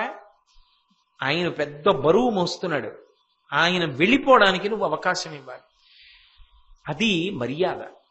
ఆ మర్యాద పాటించగలగాలి. బరువు పట్టుకున్న వాడికి ముందు త్రోవ ఇచ్చేసేయాలి. అంతేకాని మనం చొరబడిపోకూడదు. ఈ చిన్న చిన్న వాటిల్లో మనిషిలో ఉన్న ధర్మం తెలుస్తుంది. ధర్మరాజా, అక్కడ పట్టుకోవచ్చు నువ్వు. వాడికి ధర్మం ఎంత వంట పట్టిందో నీకు అర్థమవుతుంది. అలాగే ఆవుల మంద వెడుతోంది, దానికి దారి విడిచిపెట్టాలి. గోవులకు దారి వదిలిపెట్టాలి. బాలురు, చిన్నపిల్లలు వెడుతూ ఉంటారు. చిన్నపిల్లలు వెడుతున్నప్పుడు ఆగిపోవాలి ప్రయత్నపూర్వకంగా. అంతేకాని చిన్నపిల్లలు వెడుతుండగా మనం కూడా వేగంగా వెళ్ళకూడదు. తెల్లవారి లేస్తే చూస్తాం, ఆ వీధుల్లో పిల్లలు అటు ఇటు పరిగెడతారని తెలిసి ఉండి ఎంత వేగంగా వెళ్ళిపోతూ ఉంటారు. తెలియక ఎవరైనా పిల్లాడు ఈ ఇంట్లోంచి ఆ ఇంట్లోకి గబుక్కుని, వాడు అమాయకత్వం తెలియదు, 5 ఏళ్ల పిల్లాడు ఈ ఇంట్లోంచి ఆ ఇంట్లోకి పరిగెత్తపోతే తండ్రి అక్కడ కూర్చుని ఏదో అంటాడు, ఒరే అత్తను అడిగి తీసిరారా ఓసారి అంటాడు. వీడు సర్రని పరిగెడతాడు. వాడు 100 కిలోమీటర్ల వేగంతో పెడతాడు ఆ సందుల్లో. ఆపగలడా? ఏమైనా జరిగితే ఆ పిల్లాడికి ఏం మెల్లిగా వెళ్ళలేవా? ఏమిటి ఆ తొందర? ఏమిటి సందుల్లో అంత వేగంగా ద్విచక్ర వాహనాలు నడపడం ఏమిటి? అంటే ఎవడికి వాడికి ఉండాలి క్రమశిక్షణ. బహుశా ట్రాఫిక్ రూల్స్ గురించి కూడా భీష్ముడు ఆ రోజుల్లోనే మాట్లాడాడు. కాబట్టి స్కూల్ జోన్ అని ఇప్పుడు పెడుతున్నామే, వీటన్నింటినీ ట్రాఫిక్ రూల్స్ గురించి అప్పుడు మాట్లాడాడు భీష్మాచార్యుడు అంపశయ్య మీద పడుకొని. పిల్లల విషయంలో జాగ్రత్త లేకపోతే అర్థం లేదు. అలాగే రాజు, నువ్వు ఇంట్లో ఉన్నావు, నాన్నగారు వెడుతున్నారు, దారి ఇవ్వాలి. గురువు గారు వెడుతున్నారు, దారి ఇవ్వాలి. ఓ కార్యాలయంలో ఉన్నావు, కార్యాలయంలో అధికారి వెడుతున్నాడు, దారి విడిచిపెట్టాలి. ఎక్కడ ఎవరు పెద్దరికంతో ఉంటారో వారు వెడుతున్నప్పుడు స్వచ్ఛందంగా ఆగి దారి విడిచిపెట్టేయాలి. ఎందుకంటే అది విశ్వాంశ, దానికి ఆ గౌరవం ఇవ్వాలి. వారికి ఆ గౌరవం ఇచ్చి నడిచినప్పుడే మనిషిలో ధర్మం బయటికి వస్తుంది. అందుకని అన్ని వేళలా మనమే గొప్ప అనకూడదు. కాబట్టి అలా నిలబడగలిగితే, అలా దారి ఇస్తే, 2 చాలా ఆతృతతో ఉన్నవాళ్ళు ఉంటారు. బహుశా అండి ఇంతకన్నా ప్రపంచంలో దోషభూయిష్టమైన విషయం ఇంకోటి ఉండదు. అప్పుడు మాట్లాడాడు భీష్ముడు. అంబులెన్సులు వెడుతుంటాయి, లోపల ఉన్నవాడి గుండెలు ఎగిరిగిరి పడుతుంటాయి. ఏ సిలైనో ఆక్సిజన్నో పెట్టి తీసుకెళ్తుంటారు. ఇంకొక కిలోమీటర్ దూరంలో హాస్పిటల్ ఉంటుంది. ఆ కుటుంబం అంతా ఆయన మీదే ఆధారపడింది. ఒక్క 10 నిమిషాల్లో వెళ్తే బ్రతుకుతాడు. ఎదురుగుండా వాళ్ళు దారివారు. అలాగే అడ్డంగా వెడుతుంటాడు, అలాగే ఉంటాడు, కానీ వాడు మాత్రం దారివాడు. పైన సైరన్ అలా వేస్తూనే ఉంటుంది, ప్రమాదకరమైన స్థితిలో రోగి ఉన్నాడు, దారి విడిచిపెట్టండి అని. వాళ్ళకి ట్రాఫిక్ సిగ్నల్ కూడా లేదు, అది వెళ్ళిపోవచ్చు. మనిషిగా పుట్టినందుకు కనీస గౌరవం. మన సాటి మనిషి వాడెవరో మనకి తెలియదు, కానీ ఆయన భార్య ఏడుస్తోంది, బిడ్డలు ఏడుస్తున్నారు, ఆయన బ్రతకాలని ఎంత తాపత్రయపడుతున్నారో. బ్రతికించడం మన చేతిలో లేదు, కనీసం దారి వదిలిపెట్టగలగడం మన చేతిలో. ఎంత పని మీద ఉన్నా నువ్వు కారు పక్కన పెట్టి అంబులెన్స్కి దారి వదిలిపెట్టాలి. ఒక రోగి వెడుతున్నప్పుడు ముందు దారి ఇచ్చేసి, రోగికి దారి ఇవ్వడం కన్నా ధర్మం ఇంకోటి లేదు. నేను పూజలు చేస్తానండి, పునస్కారాలు చేస్తానండి అని అంబులెన్స్కి అడ్డెడితే వాడు ధర్మాత్ముడు కాడు. ధర్మరాజా, నువ్వు లెక్కలోకి తీసుకోకన్నాడు అంతే భీష్ముడు. ఎప్పుడు మాట్లాడాడండి ఇవన్నీ? అంపశయ్య మీద పడుకుని మాట్లాడాడు. శాంతి పర్వం, అనుశాసనిక పర్వం మనం చదువుకుని మన పిల్లలకి చెప్తే ఉత్తమ పౌరులు తయారవుతారు. ఇంకింతకన్నా సివిక్ సెన్స్ అంటుంటారే, పౌరధర్మాలు, ఇంకింతకన్నా ఏ ఉంటాయి? నేనేదో మీకు రుచికి ఒక పద్యం చెప్తున్నా. భీష్ముడి నోటి వెంట వచ్చిన ప్రతి పద్యం ఒక్కొక్క కోణంలో ఒక్కొక్కలా మాట్లాడతాడు. కాబట్టి అలా దారి విడిచిపెట్టాలి. అలాగే ఏదో యజ్ఞయాగాది క్రతువులు ప్రధానమైనటువంటి సుముహూర్తాన్ని నిర్వర్తించడానికి వెళుతున్నటువంటి ఆ అర్చక బృందం, ఋత్విక్కులు, బ్రాహ్మణులు, వేదం చదువుకున్న వాళ్ళు ఉంటారు. అది సుముహూర్త సమయానికి సంబంధించింది కాబట్టి దారి చేయాలి. ఇది అలవాటు కాకపోతే, అంటే అసలు సమాజము గురించి ఆలోచించడం, కేరింగ్ ఫర్ ద సొసైటీ అనేటటువంటి దాన్ని భీష్ముడు ద్వాపర యుగంలో అప్పశయ్య మీద పడుకుని చెప్పాడు ధర్మరాజుకి. రాజుగా పరిపాలించడం అంటే, ధర్మం నిలబడడం అంటే ఇది ధర్మరాజా. నీ ప్రజలకి ఇది అలవాటు చేయి, దీని గురించి చెప్పించు, ఇవన్నీ బాగా ప్రజలకు అలవాటు పడేటట్టు చెయ్యి. అది నిజమైన అభివృద్ధి. అది లేకుండా వచ్చిన భౌతికమైన అభివృద్ధి కానే కాదు. ఎన్ని వేల మోటార్ సైకిల్ వెళ్ళని ఒక అంబులెన్స్ కి దారి ఇవ్వడం చేత కానప్పుడు ఆ ప్రజల గురించి ఏమని చెప్పుకుంటారు రేపు పొద్దున్న? అలా ఉండకూడదు ధర్మరాజా. తెగేసి చెప్పేశాడు భీష్మాచార్యుడు, ఇంతకన్నా కఠినంగానే మాట్లాడడం మర్యాద కాదు. కాబట్టి అర్హులైన వారికి దారి విడవాలి, పెద్దలైన వారికి ప్రదక్షిణంగా వెళ్ళాలి. ఎవరు పెద్దలైన వారు? అగ్నిహోత్రం ఉంది, దాన్ని కుడి చేతి వైపు ఉండేటట్టుగా వెళ్ళాలి తప్ప దాన్ని ఎడం వైపు ఉండేటట్టుగా వెళ్ళకూడదు. అగ్ని కనపడింది, ప్రదక్షిణంగా వెళ్ళాలి.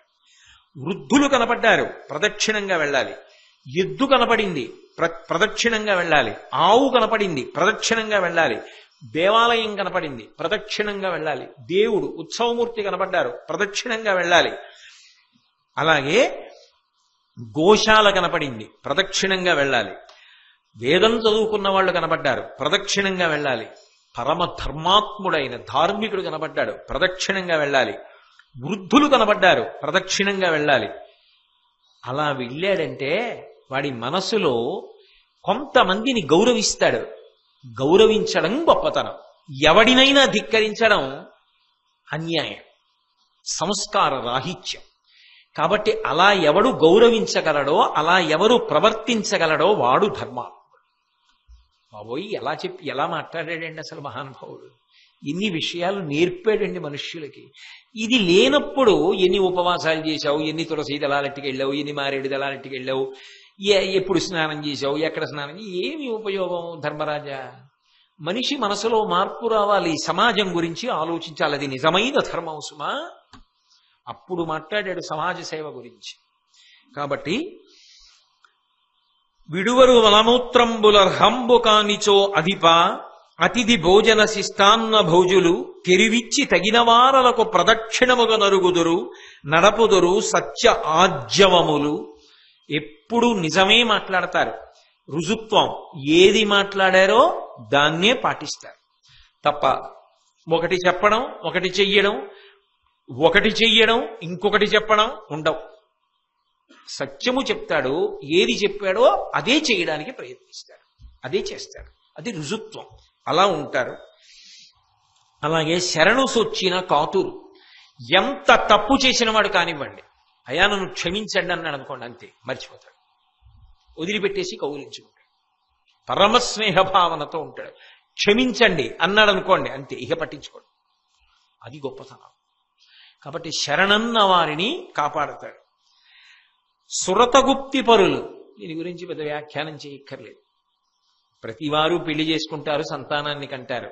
కానీ ఈ రెండిటికీ మధ్యలో జరిగేటటువంటి విషయం గురించి, తను తన భార్య ఏకాంతంగా పడుకున్నప్పుడు జరిగేటటువంటి కొన్ని విషయాల గురించి ఎప్పుడూ ఎవరితో మాట్లాడనివాడు, ఎన్నడూ మాట్లాడకూడదు.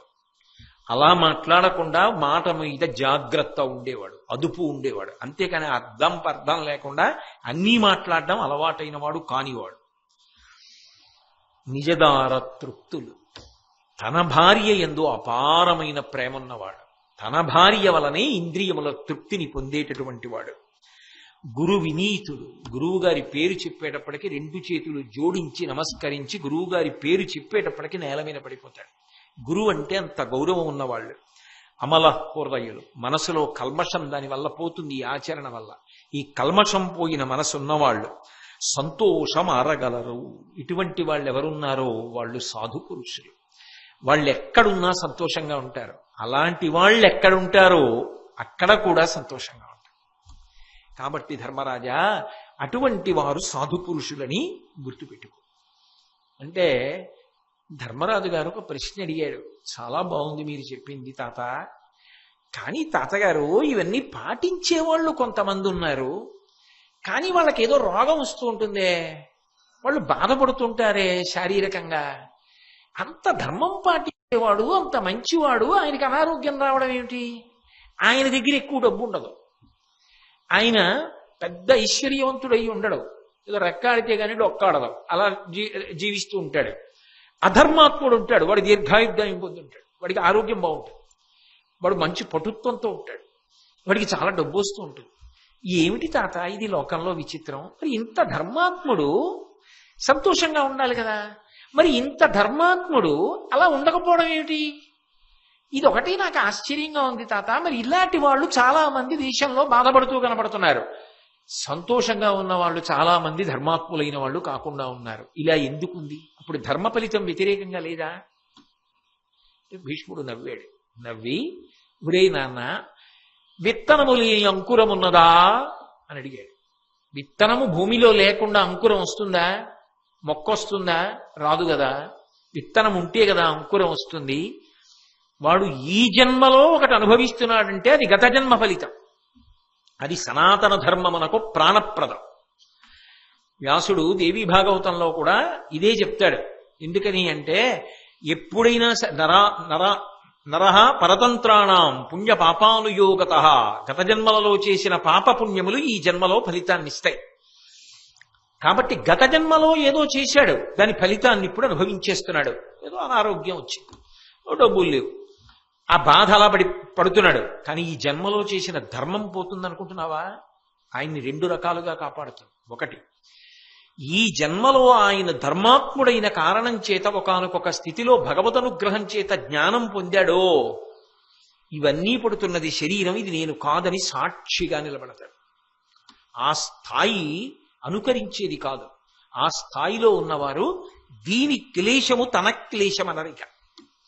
భగవాన్ రమణులకు సర్కోమా ఆపరేషన్ చేశారు, మోచేతి మీద పుండు, ఏదో లోపల పడుకోబెట్టారు గదిలో. మంచి చలికాలం, బయటంతా చలిగా ఉంది, హేమంత ఋతువు, అది పట్టి నిప్పి ఎక్కువ అవుతుందని కొంతమంది ఏం చేశారంటే మంచం కింద హీటర్ పెట్టారు.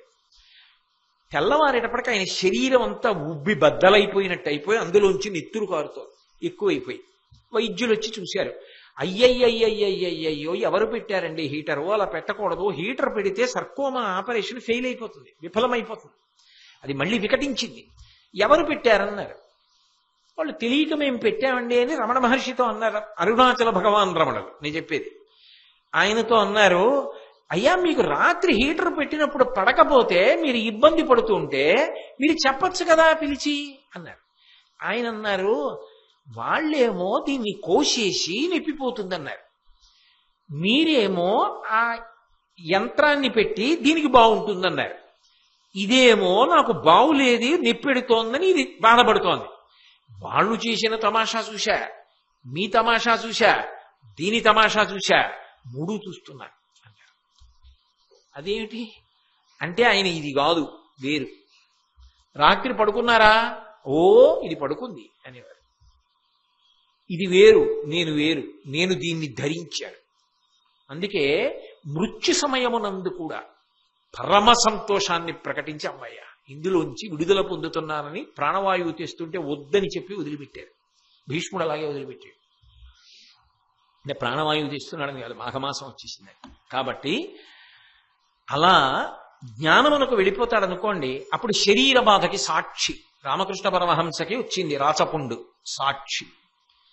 వివేకానందుడు శరీరాన్ని సాక్షిగా వదిలిపెట్టేశాడు.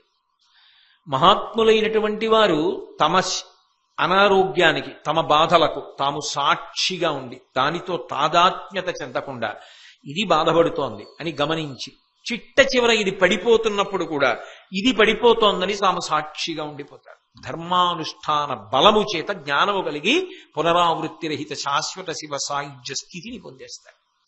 అలా అవచ్చు.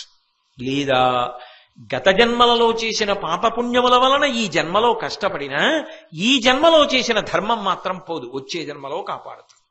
ఎందుకో తెలుసా ధర్మరాజా? ఏముందయా జీవితం, కొంతకాలం ఉంటాడు, వదిలిపెట్టాలిగా. సుఖపడినట్టుగా కనపడుతున్నవాడు ఉన్నాడే, వాడు ఇప్పుడు వదిలిపెట్టిన తర్వాత బాధ వాడికి అప్పుడు మొదలవుతుంది. వీడికి బాధ పూర్తయి సుఖం మొదలవుతుంది. కాబట్టి నేను నీకు ఒక మాట చెప్తాను చూడు. సాధులిందియ విభ్రాంతి సంహరింతురు, అఘము తెలిసి ప్రాయశ్చిత్తమాచరింతురు, అప్రకాశంబుగా ధర్మమాచరింతురు, అఖిల భూత దయాళుత్వం అరగలరు. సాధు పురుషులైన వాళ్ళు ఎప్పుడూ కూడా ఇంద్రియముల యొక్క విశృంఖలత్వాన్ని అరికడతారు.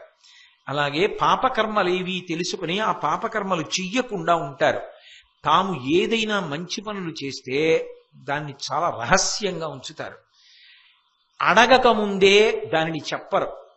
అడిగిన తరువాత చెప్పవలసి వస్తే తప్పకపోతేనే చెప్తారంతే. అంతేకాని అసలు తాము చేస్తున్న మంచి పనిని తాము చెప్పరు. అన్ని ప్రాణుల పట్ల విశేషమైనటువంటి దయతో ప్రేమతో ఉంటారు. నీకు ఒక మాట చెప్తాను. అటువంటి వారు, అటువంటి ధర్మాత్ములు అలగు తపములు తొలుమేన కలిగనేని వెదికి కొనువచ్చునన్నరు విపుల భోగములు, పురాకృత వృద్ధ సేవల ఫలించు బుద్ధి కలిమియు విద్యల పొలుచుటయును. ఒక జన్మలో వాడు పెద్దల్ని సేవించాడు, గురువుగారిని సేవించాడు, తల్లిని సేవించాడు, తండ్రిని సేవించాడు, సమాజంలో పెద్దల్ని సేవించాడు, ఎంతో గౌరవంతో బ్రతికాడు పెద్దల పట్ల. వాడు తర్వాత జన్మలో ఏది పొందుతాడో తెలుసా?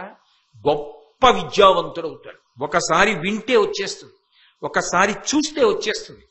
వాడు అంత గొప్ప ప్రజ్ఞాశాలి అవుతాడు. ఎక్కడి నుంచి వచ్చాయో తెలివితేటలు. అందరికీ అలా ఎందుకు ఉండదు? ఒకే తల్లి కడుపున కవల పిల్లలు ఒకే సమయంలో పుట్టినా ఒకడికున్న తెలివితేటలు రెండో వాళ్ళకు ఉండవు.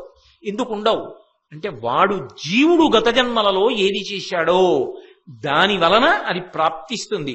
పెద్దల సేవ వలన వచ్చేటటువంటి ఫలితమేమి? అపారమైన తెలివితేటలు, విద్యావంతుడు అవుతాడు.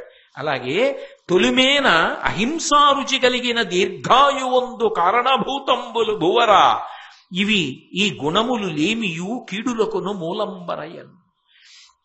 అహింసా ప్రవృత్తితో ఎవ్వరినీ కూడా బాధ పెట్టకుండా ఉండాలి అనేటటువంటి ప్రయత్నంతో, ఎప్పుడూ ఎవరిని బాధ పెట్టకుండా ఉండడానికే ప్రయత్నం చేస్తూ అలాగే జీవితం అంతా నియమం పాటించిన వాడు ఎవరు ఉంటాడో వాడు తర్వాత జన్మలో అనారోగ్యం లేకుండా ఆరోగ్యంతో దీర్ఘాయుష్మంతుడు అవుతాడు. అహింసావ్రతం పాటించాడు గత జన్మలోని గుర్తేమి? ఈ జన్మలో దీర్ఘాయుష్మంతుడై ఆరోగ్యంతో ఉంటాడు. అందువలన వాడు ఈ జన్మలో తప్పులు చేస్తున్నా గత జన్మ ఫలితం వస్తోంది వాడికి. ఇప్పటి ఫలితం ఒకప్పుడు అనుభవిస్తాడు తర్వాత. కాబట్టి అది జన్మ పరంపరలలో చేసినటువంటి పాపపుణ్యముల యొక్క ఫలితములు సుఖదుఖములుగా వస్తున్నాయి. నీకు దుఃఖం వద్దనుకుంటే ఇప్పుడైనా ధర్మం చేయి. అంతేకాని ఇప్పుడు ధర్మాన్ని వదిలిపెడితే శాశ్వతంగా సుఖాన్ని ఉంచుకుంటారని మాత్రం అనలేవు, సాధ్యం కాదు. ధర్మమే శ్రీరామ రక్ష. అందుకే వినుము, దానంబు తపమును వృద్ధ సేవనము అహింసయు నియత కృత్యములు సర్వజనులకి మహాగుణములు మనమునందు దృఢముగా నిలిపి నడుపుము ధీరవర్యా. ధర్మరాజా, ఒక రాజుగా నీ ప్రధాన కర్తవ్యం ఏమిటో తెలుసా? ప్రజల బాగోగులు చూచుట అన్న మాటకు అర్థం ఏమిటో తెలుసా? ఇప్పుడు బాగుండడం కాదు, వాళ్ళు ఎప్పటికీ బాగుండేటట్టు చూడాలి అంటే రాజు ధర్మ ప్రచారమునకు పెద్దపీట వెయ్యాలి. వేసి దానం చెయ్యడం, తపస్సు చేయడం, పెద్దవాళ్ల సేవ చెయ్యడం, ప్రాణులను హింస పెట్టకపోవడం, మాటల చేత హింస, మనసులో హింస, చేతల చేత హింస చెయ్యకుండా ఉండడం, ఎవడు చెయ్యవలసిన పని వాడు చెయ్యడం, కర్తవ్యత, నిష్ఠ, ఇటువంటి మంచి గుణములు ప్రజలు స్వచ్ఛందంగా ఎవరికి వారు ఆచరించేటట్టుగా పూనిక కలిగేటట్టుగా ధర్మ ప్రచారం చెయ్యాలి. చేస్తే వాళ్ళు ఇక్కడా సుఖపడతారు. ఎందుకని? ధర్మావలంబనము చేత ఇక్కడ కష్టం వచ్చినా తట్టుకు నిలబడతారు. ఉత్తర జన్మల యందు ఇటువంటి బాధలు పొందరు. అది నిజంగా ప్రజల యొక్క బాగోగులు చూచుట. కాబట్టి ధర్మరాజా, అవి ప్రజల యందు దృఢముగా నిలబడేటట్టుగా ప్రయత్నం చెయ్యి అని చెప్పి, ధర్మరాజా ఇక ఉత్తరాయణ పుణ్యకాలం దగ్గరికి వచ్చేస్తోంది. నువ్వు ఎన్నో అడిగావు, నేను ఎన్నో చెప్పా.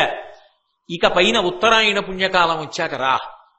ఆ వచ్చేటప్పుడు నా అంత్యేష్టి సంస్కారానికి నేను వెళ్ళిపోతాను కాబట్టి, నేను వెళ్ళిపోతానంటే శరీరం వదిలిపెట్టేస్తాను కాబట్టి ఉత్తరాయణంలో, అప్పుడు నా శరీరాన్ని దహనం చేయడానికి కావలసిన సంభారములన్నీ పట్టుకుని రా అని పరోక్షంగా ఆజ్ఞాపించాడు. బహుశః నాకు తెలిసినంత వరకు వాంగ్మయంలో ఒక ఊరు వెళ్ళేవాడు ప్రయాణానికి పెట్టె సర్దుకున్నట్టు ఏదో ఒక అవసరమైన వస్తువుని ఎవరినో తెమ్మన్నట్టు తాను ప్రాణం ఉత్తరాయణంలో విడిచిపెట్టాలనుకున్నాడు కాబట్టి ఆ ముహూర్తానికి కావలసిన పదార్థాలన్నీ పట్టుకుని ధర్మరాజు గారిని ఆజ్ఞాపించి పంపి ప్రశాంతంగా అంపశయ్య మీద పడుకున్నవాడు భీష్మాచార్యుడు ఒక్కడే.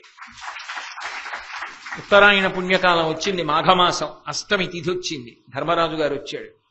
వచ్చి ఒక మాట అన్నాడు, అనగా వచ్చితి ధర్మనందనుడా ప్రణతి ఆచరించదా, నా పలుకు అవధరింపనవసరంబేని విను, సమయంబు మార్చి అగ్ని మొదలుగా తేదగున అట్టివాని తెచ్చితి, ఋత్విజుల్ వచ్చిరి హరియు నీ తనయుడు ధృతరాష్ట్రుడును సమస్త బంధులు కల మహీపతులు విప్రులు పౌరుజనులు ఏతించిరి సదయహృదయ, వీరి చూడుము కొనువిచ్చినావుడు అన్న ఆ మహాత్ముండు అందర చూచి ఈ నృపాలు కేలు తెమల్చుచు మెలుచేసితి, దైవయోగంబు కాదే నీ ఒదవుటరయా మనుజనాథ, మాఘమాసంబు శుక్లపక్షంబు నామమున సంప్రమోద మావహిల్ల చేసెనని అభినందించి అతనికధిక హర్షమావహించే. ధర్మరాజు గారు మాఘమాసంలో ఉత్తరాయణ పుణ్యకాలంలో శుక్లపక్షంలో అష్టమి తిథి నాడు ఉత్తరాయణ పుణ్యకాలం వచ్చేసిందని తాతగారి దగ్గరికి వెళ్ళాడు. వెళ్ళి తాతగారి పాదములు పట్టి నమస్కారం చేసి ఆయన కళ్ళు తెరిచాడు. తాత, నువ్వు ఏ సమయం చెప్పావో సమయం ఆసన్నమైంది, నేను వచ్చాను, నేను ధర్మరాజుని. తాత, నాతో పాటు నువ్వు ఆరాధన చేసిన అగ్నిని తీసుకొచ్చాను నీ శరీరాన్ని అంత్యేష్టి సంస్కారం చేసి దహనం చేయడానికి. అలాగే ఈ అంత్యేష్టి సంస్కారం చేసినప్పుడు ఆ క్రియలు నిర్వహించడానికి కావలసిన ఋత్విక్కులందరూ వచ్చారు. శ్రీ మహావిష్ణు స్వరూపమైన కృష్ణ భగవానుడు వచ్చాడు. నీ కొడుకు ధృతరాష్ట్ర మహారాజు భార్యతో కలిసి వచ్చాడు. కుంతీదేవి వచ్చింది. నీ బంధువులందరూ వచ్చారు, రాజులందరూ వచ్చారు. వెళ్ళిపోయిన వాళ్ళు దుర్యోధనాదులు వెళ్ళిపోయారు. మిగిలిన వాళ్ళందరూ వచ్చి నిలబడ్డారు. ఒకవేళ నా మాట వినాలని నీకు అనిపిస్తే నా మాట విను. ఎంత మర్యాదగా మాట్లాడాడో చూడండి. ఒక్కసారి కన్ను విప్పి వాళ్ళందరినీ చూడాలని అనుకుంటున్నావా తాత అని అడిగాడు. ఆయన కళ్ళు విప్పి అందరినీ తేరిపారి చూశాడు. ఏదో ప్రయాణానికి వెళ్ళేవాడు రైలు ఎక్కిన తర్వాత కదిలిపోతుంటే చెయ్యి ఊపుతాడే, అంత తేలికగా అందరినీ ఒకసారి చూసి ధర్మరాజు గారి చెయ్యి చేత్తో పట్టుకుని దగ్గరికి తీసుకుని ఆ మూర్ధన్య స్థానమునందుంచుకొని ఒకసారి వాసన చూసి దగ్గరికి తీసుకుని, దైవానుగ్రహం రా, పరమేశ్వరుడు నీలాంటి మనవణ్ణిచ్చాడు, పరమ సంతోషం అని అందరి వంక ఒక్కసారి చూశాడు. చూసి, ఓ మాఘమాసం శుక్లపక్షం అష్టమి వచ్చేసిందా అని ఆనందపడిపోయాడు. నేను ఇందాక భగవాన్ రమణుల గురించి చెప్పానే, తాను శరీరం వదిలిపెట్టేయవలసి వస్తే జ్ఞాని అంత సంతోషంగా వదిలిపెట్టేస్తాడు. ఆయనకి శరీరం అస్థిరం, ఆత్మ శాశ్వతం. నష్టం ఎవరిది? ఇక పైన అలా చెప్పేవాడు లేడు. శరీరము వెళ్ళిపోయిందా ఇక అలా మాట్లాడేవాడేడి? అది కృష్ణ భగవానుడు చెప్పింది. ఒక్కసారి భీష్ముడు లాంటి గురువు వెళ్ళిపోయాడా ఇక చెప్పేవాడు లేడు, అందుకు విను వెళ్ళి అన్నాడు. కాబట్టి పరమ సంతోషంతో ఓ మాఘమాసపు అష్టమి వచ్చింది ఆనందపడ్డాడు. ధృతరాష్ట్రుణ్ణి దగ్గరికి పిలిచాడు. కావున భవితవ్యములకు నీ అడలగవలదు, పాండు నృపపుత్రులు సద్భావమున చూడనీర్చిన భూవరా, తగనీకు కన్న పుత్రులు కారే. కొడుకా ధృతరాష్ట్ర, బెంగపెట్టుకో. దాని వలన నువ్వు ఏ విధమైనటువంటి చింత పొందవలసినటువంటి అవసరం లేదు. ఎందుకు పొందవలసిన అవసరం లేదు అంటావా?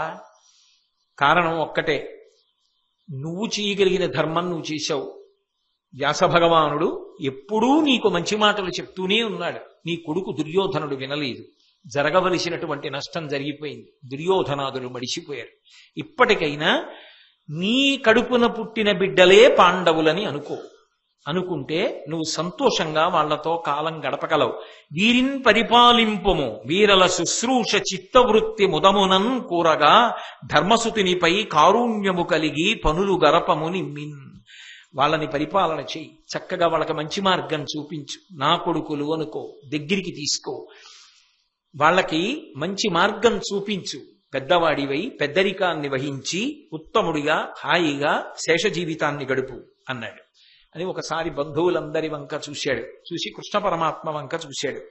చూసి 2 చేతులు కైమోడ్చాడు. నమస్కారం చేసి, దేవదేవా, జీవాత్మక, దేవవంద్య, శంఖచక్ర గదా పద్మచారుహస్త, వాసుదేవ, త్రివిక్రమ, వరద, పరమపురుష, ప్రణతి యొనర్చద కరుణచూడు. ఓ కృష్ణ, వాసుదేవ, జీవాత్మక, దేవవంద్య, శంఖచక్ర గదా పద్మములను ధరించినవాడా అంటే అక్కడ 2 చేతులతో కనపడుతున్నా ఆయనకి తత్వతః విష్ణు స్వరూపంగా దర్శనమిస్తున్నాడు. అటువంటి వాడా, నీకు నమస్కారం, నాకు దారి చూపించు అని, బలము నీవ నాకు భక్తుండనీయడ, అలుబిడ్డలేని ఎట్టివాడ, కావు నన్ను అధిక కారుణ్యమున నిమ్మనుజ్ఞ కమలదళ మనోజ్ఞనయన. ఓ కృష్ణ, నువ్వే నాకు బలం, నేను నిన్ను నమ్ముకున్నాను, నీకు భక్తుణ్ణి, నాకు భార్య లేదు, బిడ్డలు లేరు, ఒక్కడిని, ఇంకా వెళ్ళిపోవాలనుకుంటున్నాను. నా శరీరం వదిలిపెట్టేయడానికి కృష్ణ పరమాత్మ నాకు అనుజ్ఞ కటాక్షించు. మహానుభావుడు స్వచ్ఛంద మరణం. ఆయన తలుచుకుంటే నిజానికి ఎప్పుడు కావాలంటే అప్పుడే విడిచిపెడతాడు. కానీ ఎదురుగుండా పరాత్పరుడైన కృష్ణ భగవానుడు ఉన్నాడు కనుక ఆయన అనుజ్ఞని అడిగాడు. ఎంత మర్యాద పాటించాడో చూడండి. అని, కృష్ణ, నా దోషం లేదు, నువ్వు నారాయణుడవని తెలుసు, అర్జునుడు నరుడని తెలుసు, నా శాయి శక్తులా ప్రయత్నించా, యుద్ధం ఆపడానికి ఎంతో నచ్చ చెప్పి చూశా, దుర్యోధనుడికి చెప్పా, వాడు వినలేదు. మీరు నరనారాయణులన్నా వాడు వినలేదు, యుద్ధానికి వచ్చాడు, సైన్యములన్నీ మడిసిపోయి. నా దోషం లేదు కృష్ణ, త్రికరణ శుద్ధిగా చెప్తున్నా, ఇంతమంది మడిసిపోవడానికి నేను కారణం కాదు అన్నాడు. కృష్ణుడు అన్నాడు భీష్ముణ్ణి చూసి, కీడొకప్పుడు లేదు, కృతపుణ్యుడవు, తండ్రి వలని భక్తి పెంపుకలవు, దానగాదే బంటువోలిగంగేయ, మృత్యువు నీ వశమున నిలిచే నిర్భరముగా. నాయన భీష్మ, ఎందుకయా బెంగ పెట్టుకున్నటువంటి మాటలు మాట్లాడతావు? అసలు నీ యందు తప్పు ఎప్పుడైనా ఉందా? ఇప్పుడు లేదంటే ఏమిటి? నీ జీవితం మొత్తం మీద తప్పు లేదు. భగవంతుడు ధ్రువపత్రం ఇచ్చాడు. ఇటువంటి వ్యక్తి వాంగ్మయంలో ఇక కనపడడం. మహాభారతంలో అంత ఉత్కృష్ట స్థానాన్ని పొందాడు భీష్మాచార్యుడు. కాబట్టి కీడొకప్పుడు లేదు, కృతపుణ్యుడవు, నీలాంటి పుణ్యాత్ముడు ఈ లోకంలో ఇంకొకడు పుడతాడన్న నమ్మకం లేదు. తండ్రి వలని భక్తి పెంపుగలవు, తండ్రి గారంటే అపారమైన భక్తితో అర్ధకామములను విడిచిపెట్టేశావు. నీలాంటి వ్యక్తి ఎక్కడుంటాడు? లోకంలో ఏ కొడుకు నీలా ఉండే అవకాశం లేదు. దానగాదే, అందువలన కదా లోకంలో అందరినీ భయపెట్టే మృత్యువు నీకు బంటులా నిలబడింది. నువ్వు అడిగితే తప్ప శరీరం వదిలిపెట్టడానికి వీల్లేదు. మృత్యువు నిన్ను గ్రసించాలి. మృత్యువుని జయించావు, నువ్వు పిలిస్తే తప్ప రావడానికి వీల్లేదు. అలా ఆగిపోయింది. ఇంత మందిలో, ఇన్ని కోట్ల మందిలో నీలా మృత్యువుని దాసుణ్ణి చేసుకున్నవాడు ఉన్నాడా? భీష్మ, నీ గొప్పతనానికి ఇంతకన్నా తార్కాణం ఉంటుందా? మహానుభావ, నిన్ను చూసి సంతోషిస్తున్నానయ్యా. నీలాంటి వాడు ధ్రువతార ఈ లోకానికి రావడమే గొప్పతనం. అంపశయ్య మీదుండి ఇన్నాళ్ళు ఇన్ని ధర్మాలు చెప్పావు కదయ్యా అన్నాడు.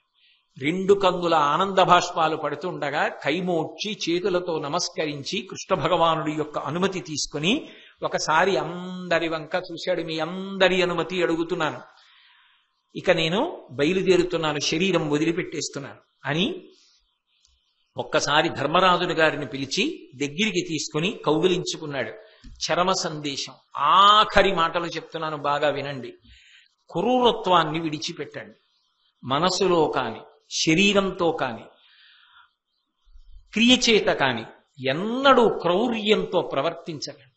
పరమ ప్రశాంతంగా వేరొకరి శాంతిని కాంక్షించండి. అది ఈ దేశం గొప్పతనం. ఎటువంటి చరమ సందేశాలు ఇచ్చారో చూడండి మహాత్ములు. అక్రూరులై జీవించండి, సత్యవచనులై జీవించండి. భగవంతుడు మనిషికొక్కడికే స్వరపేటికి ఇచ్చాడు, దాన్ని అబద్ధమాడ్డానికి వాడకండి, సత్యాన్ని పలకండి అని చెప్పి ధర్మరాజుని పిలిచిన ఆయన, బ్రాహ్మణులు పూజ్యులు, నేను యుద్ధం చేసి జయించి తెచ్చిన ధనరాశులున్నాయి, అవి తెప్పించని చెప్పి అంపశయ్య మీద కూర్చుని బ్రాహ్మణుణ్ణి పిలిచి ఆ బ్రాహ్మణులకందరికీ చిట్ట చివర దానాలు చేశాడు. చేసి కృష్ణ పరమాత్మకి చిట్ట చివరి నమస్కారం చేసి యోగ ధారణ చేశాడు. చేసి ప్రాణ అపాన వ్యాన ఉదాన సమానములనేటటువంటి 4 వాయువులు కదలకుండా వాటిని నిర్బంధించాడు. వాటిని నిరోధించినటువంటి కారణం చేత అవి మూర్ధస్థానములు చేరుకున్నాయి. చేరుకున్న తరువాత మెల్లగా ఒక్కొక్క చోటు నుంచి శరీరంలో కాలి బొటనవేలి గోటి దగ్గర నుంచి ప్రాణవాయువుని ఉపసంహారం చేశాడు. ఉపసంహారం చేసి వెనక్కి లాగేస్తుంటే లోపల ఉన్న ఎముకలన్నీ కరిగిపోతూ శల్యములు లేకుండా అయిపోయింది శరీరం. నేనెక్కడ చదవలా వాంగ్మయంలో. ఇంతటి మహాత్ముడు, ఇంతటి యోగధారణ శక్తి ఉన్నవాణ్ణి నేను చూడలా. కృష్ణుడంతటి వాడు ఆశ్చర్యచకితుడై అలా నిలబడిపోయాడు. ఉపసంహారం చేస్తుంటే ఎముకలన్నీ కరిగిపోతున్నాయి. మెల్లిగా ఒక్కొక్క చోటు నుంచి లాగేశాడు ప్రాణాన్ని. ఉపసంహారం చేసి ప్రాణములన్నింటినీ కూడా మూర్ధన్య స్థానమునకు చేర్చాడు.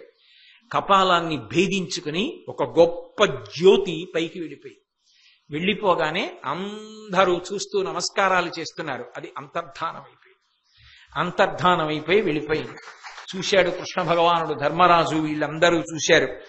పైనుంచి పెద్ద పుష్పవృష్టి పడింది. దేవతలు నగారాలు మోగించారు. మాట తడబడుతోంది నాకు. దేవతలు నగారాలు మోగించారు. పెద్ద పుష్పవృష్టి పడింది. వెంటనే ధర్మరాజాదులు అగరు, చందనం అవన్నీ తీసుకొచ్చారు. చితి పేర్చారు చందనపు చెక్కలతోటి. అగరు ధూపం అన్నీ వేశారు. ఆయన ఒళ్ళంతా చందనాన్ని అలదారు. మంచి పట్టుబట్ట శరీరానికి అంతటికీ చుట్టారు. ఒళ్ళంతా మణిహారములను అలంకారం చేసి ఇంతటి మహాత్ముడు ఇక మళ్ళీ రాడు అని తలవైపు నకుల సహదేవులు పట్టుకున్నారు. కాళ్ల వైపు ధృతరాష్ట్ర మహారాజు, ధర్మరాజు పట్టుకున్నారు. పట్టుకున్న ఆ శరీరాన్ని ఎత్తి పాడి మీద ఉంచారు. దాన్ని తీసుకుని వెడుతుంటే భీమార్జునులు 2 పక్కల నిలబడి చామరం వేశారు. ఆ కురువంశంలో వృద్ధకాంతలందరూ విసిరికర్రలు పట్టుకుని విసిరారు. దాన్ని శవవాహనం మీద ఉంచి ఆ అంత్యేష్టి సంస్కారాన్ని నిర్వహించవలసినటువంటి ప్రదేశానికి తీసుకెళ్లారు. ధౌమ్యుడు వచ్చి దానికి కావలసినటువంటి అగ్నికి సంబంధించిన సంస్కారం అంతా చేసి హోమం చేశాడు. వ్యాసుడు, దేవలుడు, నారదుడు ఇటువంటి మహర్షులందరూ వచ్చారు. మహానుభావుడు. ఇటువంటి వాడిక రాడు భూమి మీదకి. ఎన్ని ధర్మాలు చెప్పాడు, ఎంత సత్యవచనుడు బ్రతికాడు, ఎంత పరాక్రమశాలి. అర్ధకామములను తండ్రి కోసం విడిచిపెట్టాడు. ఇక ఇటువంటి వాడు రాడని ఈ శరీరమునకు ఆఖరి దర్శనం. ఇది పంచభూతములలో కలిసిపోతోందని చూస్తున్నారు. అందరూ పెద్ద పెద్ద కుండలతో నీటిని ఆ శరీరం మీద పోశారు. భగ్గున జ్వాలలేగి ఆకాశమంతా కాంతులు వచ్చాయి. ఆ శరీరము దహనమైపోయి బూది కుప్పలై పడిపోయి అని వెడుతున్నప్పుడు ధృతరాష్ట్ర మహారాజు యొక్క కొడుకు మాత్రం యుయుత్సుడు గొడుగు పట్టాడు. ఆయన ఒక్కడు ఆ అదృష్టాన్ని పొందాడు. బతికినవాడు ఆయన ఒక్కడే, వైశ్యకాంత యందు పుట్టినవాడు. భీష్ముడి యొక్క అంత్యేష్టి సంస్కారం పూర్తయిపోయింది. అప్రదక్షిణంగా పాండవులందరూ చితికి తిరిగి ధృతరాష్ట్రుడితో కలిసి గంగానది స్నానం చేశారు. గంగమ్మ పైకి లేచి ఇంత గొప్ప కొడుకుని కన్నాను. ప్రపంచ వాంగ్మయంలో ఇక పూర్వం కానీ ఇక ముందు కానీ ఇటువంటి వాడు ఉండడు. అటువంటి కొడుకుని కన్నా. ఏమిటి ఆయన చేసిన తప్పు? తమ్ముడికి పెళ్లి చెయ్యాలని అంబాలికల్ని తీసుకెళ్లాడు. అంబాలికలు అంగీకరించారు. అంబ అంగీకరించలేదు. అంగీకరించకపోతే ఆమె ఎవరిని ఇష్టపడిందో వాళ్ళ దగ్గరికి పంపాడు. దానికోసం అంత పట్టుపట్టి అంత తపస్సు చేసి భీష్ముణ్ణి చంపుతానని వరం పొంది శిఖండి అయి యుద్ధంలో నిలబడి పడగొట్టింది ఒక ధర్మాత్ముణ్ణి. ఏం సాధించింది? అదే కీర్తి? అదే నా కొడుకుని పడగొట్టడం? ఇటువంటి కొడుకు పడిపోయినా నేను బ్రతికున్నానని ఆక్రోశించింది. అప్పుడు వేదవ్యాసుడు వచ్చి ఊరార్చాడు. ఆ మహాత్ముడికి అంత్యేష్టి సంస్కారం చేశారు. ఇప్పటికీ కూడా బహుశః ఇన్ని కావ్యాలున్నా ఇన్ని పురాణాలున్నా మనుష్య జాతి భీష్ముడికి ఇచ్చిన గౌరవాన్ని మాత్రం ఇంకెవ్వరికి ఇవ్వదు. ఎందుకని అంటే మాఘే మాసి సితాష్టమ్యాం సతిలం భీష్మతర్పణం శ్రాద్ధంచయే నరాహ కుర్యు తేస్యు సంతతి భాగినః. ఇప్పటికీ మాఘమాసంలో శుక్లపక్షంలో అష్టమి తిథి నాడు నువ్వులతో కలిపి తండ్రి తల్లి ఉన్నా కూడా ప్రతి వాళ్ళు భీష్ముడికి తర్పణ ఇస్తారు. అంతేకాదు సంతతి లేని వాళ్ళు భీష్ముడికి తద్దినం పెడితే సంతతి కలుగుతుంది. శుక్లాష్టమ్యాం తు మాఘస్య దద్యాత్ భీష్మాయయో జలం సంవత్సర కృతం పాపం తక్షణాత్ దేవనశ్యతి. మాఘమాసంలో శుక్లపక్షం అష్టమి తిథి నాడు ఎవరు తర్పణ భీష్ముడికి విడిచిపెడతారో అటువంటి వారికి సంవత్సరంలో చేసినటువంటి పాపమంతా నశించిపోతోంది. ఆ తర్పణ చేసేటప్పుడు వైయాఘ్రపద్య గోత్రాయ సంకృత్య ప్రవరాయ చ గంగాపుత్రాయ భీష్మాయ ఆజన్మ బ్రహ్మచారిణి అపుత్రాయ దదాంయే తత్ ఉదకం భీష్మవర్మణి అన్న శ్లోకంతో ఆయనకి తర్పణ విడిచిపెడతారు. అంత గొప్ప స్థితిని సమస్త మనుష్య కోటియందు ద్వాపర యుగంలో వెళ్ళిపోతే కలియుగంలో ఇప్పటికీ ఎప్పటికీ అందరి చేత తర్పణ అందుకుని శ్రాద్ధం పెట్టించుకున్నటువంటి ఘనత పొందినవాడు ఎవరంటే భీష్ముడు ఒక్కడే. అంతటి మహానుభావుడు. భీష్ముడు వెళ్ళిపోయాడు. ధర్మరాజు గారికి పట్టాభిషేకం జరిగింది. చాలా సంతోషించాడు. అందరూ ఆనందించారు. ఆయన కూడా వెళ్ళిపోవాలి కదా, మరి ఎప్పుడోప్పుడు వెళ్ళిపోవాలి. వసువులలో కలిసిపోయాడు.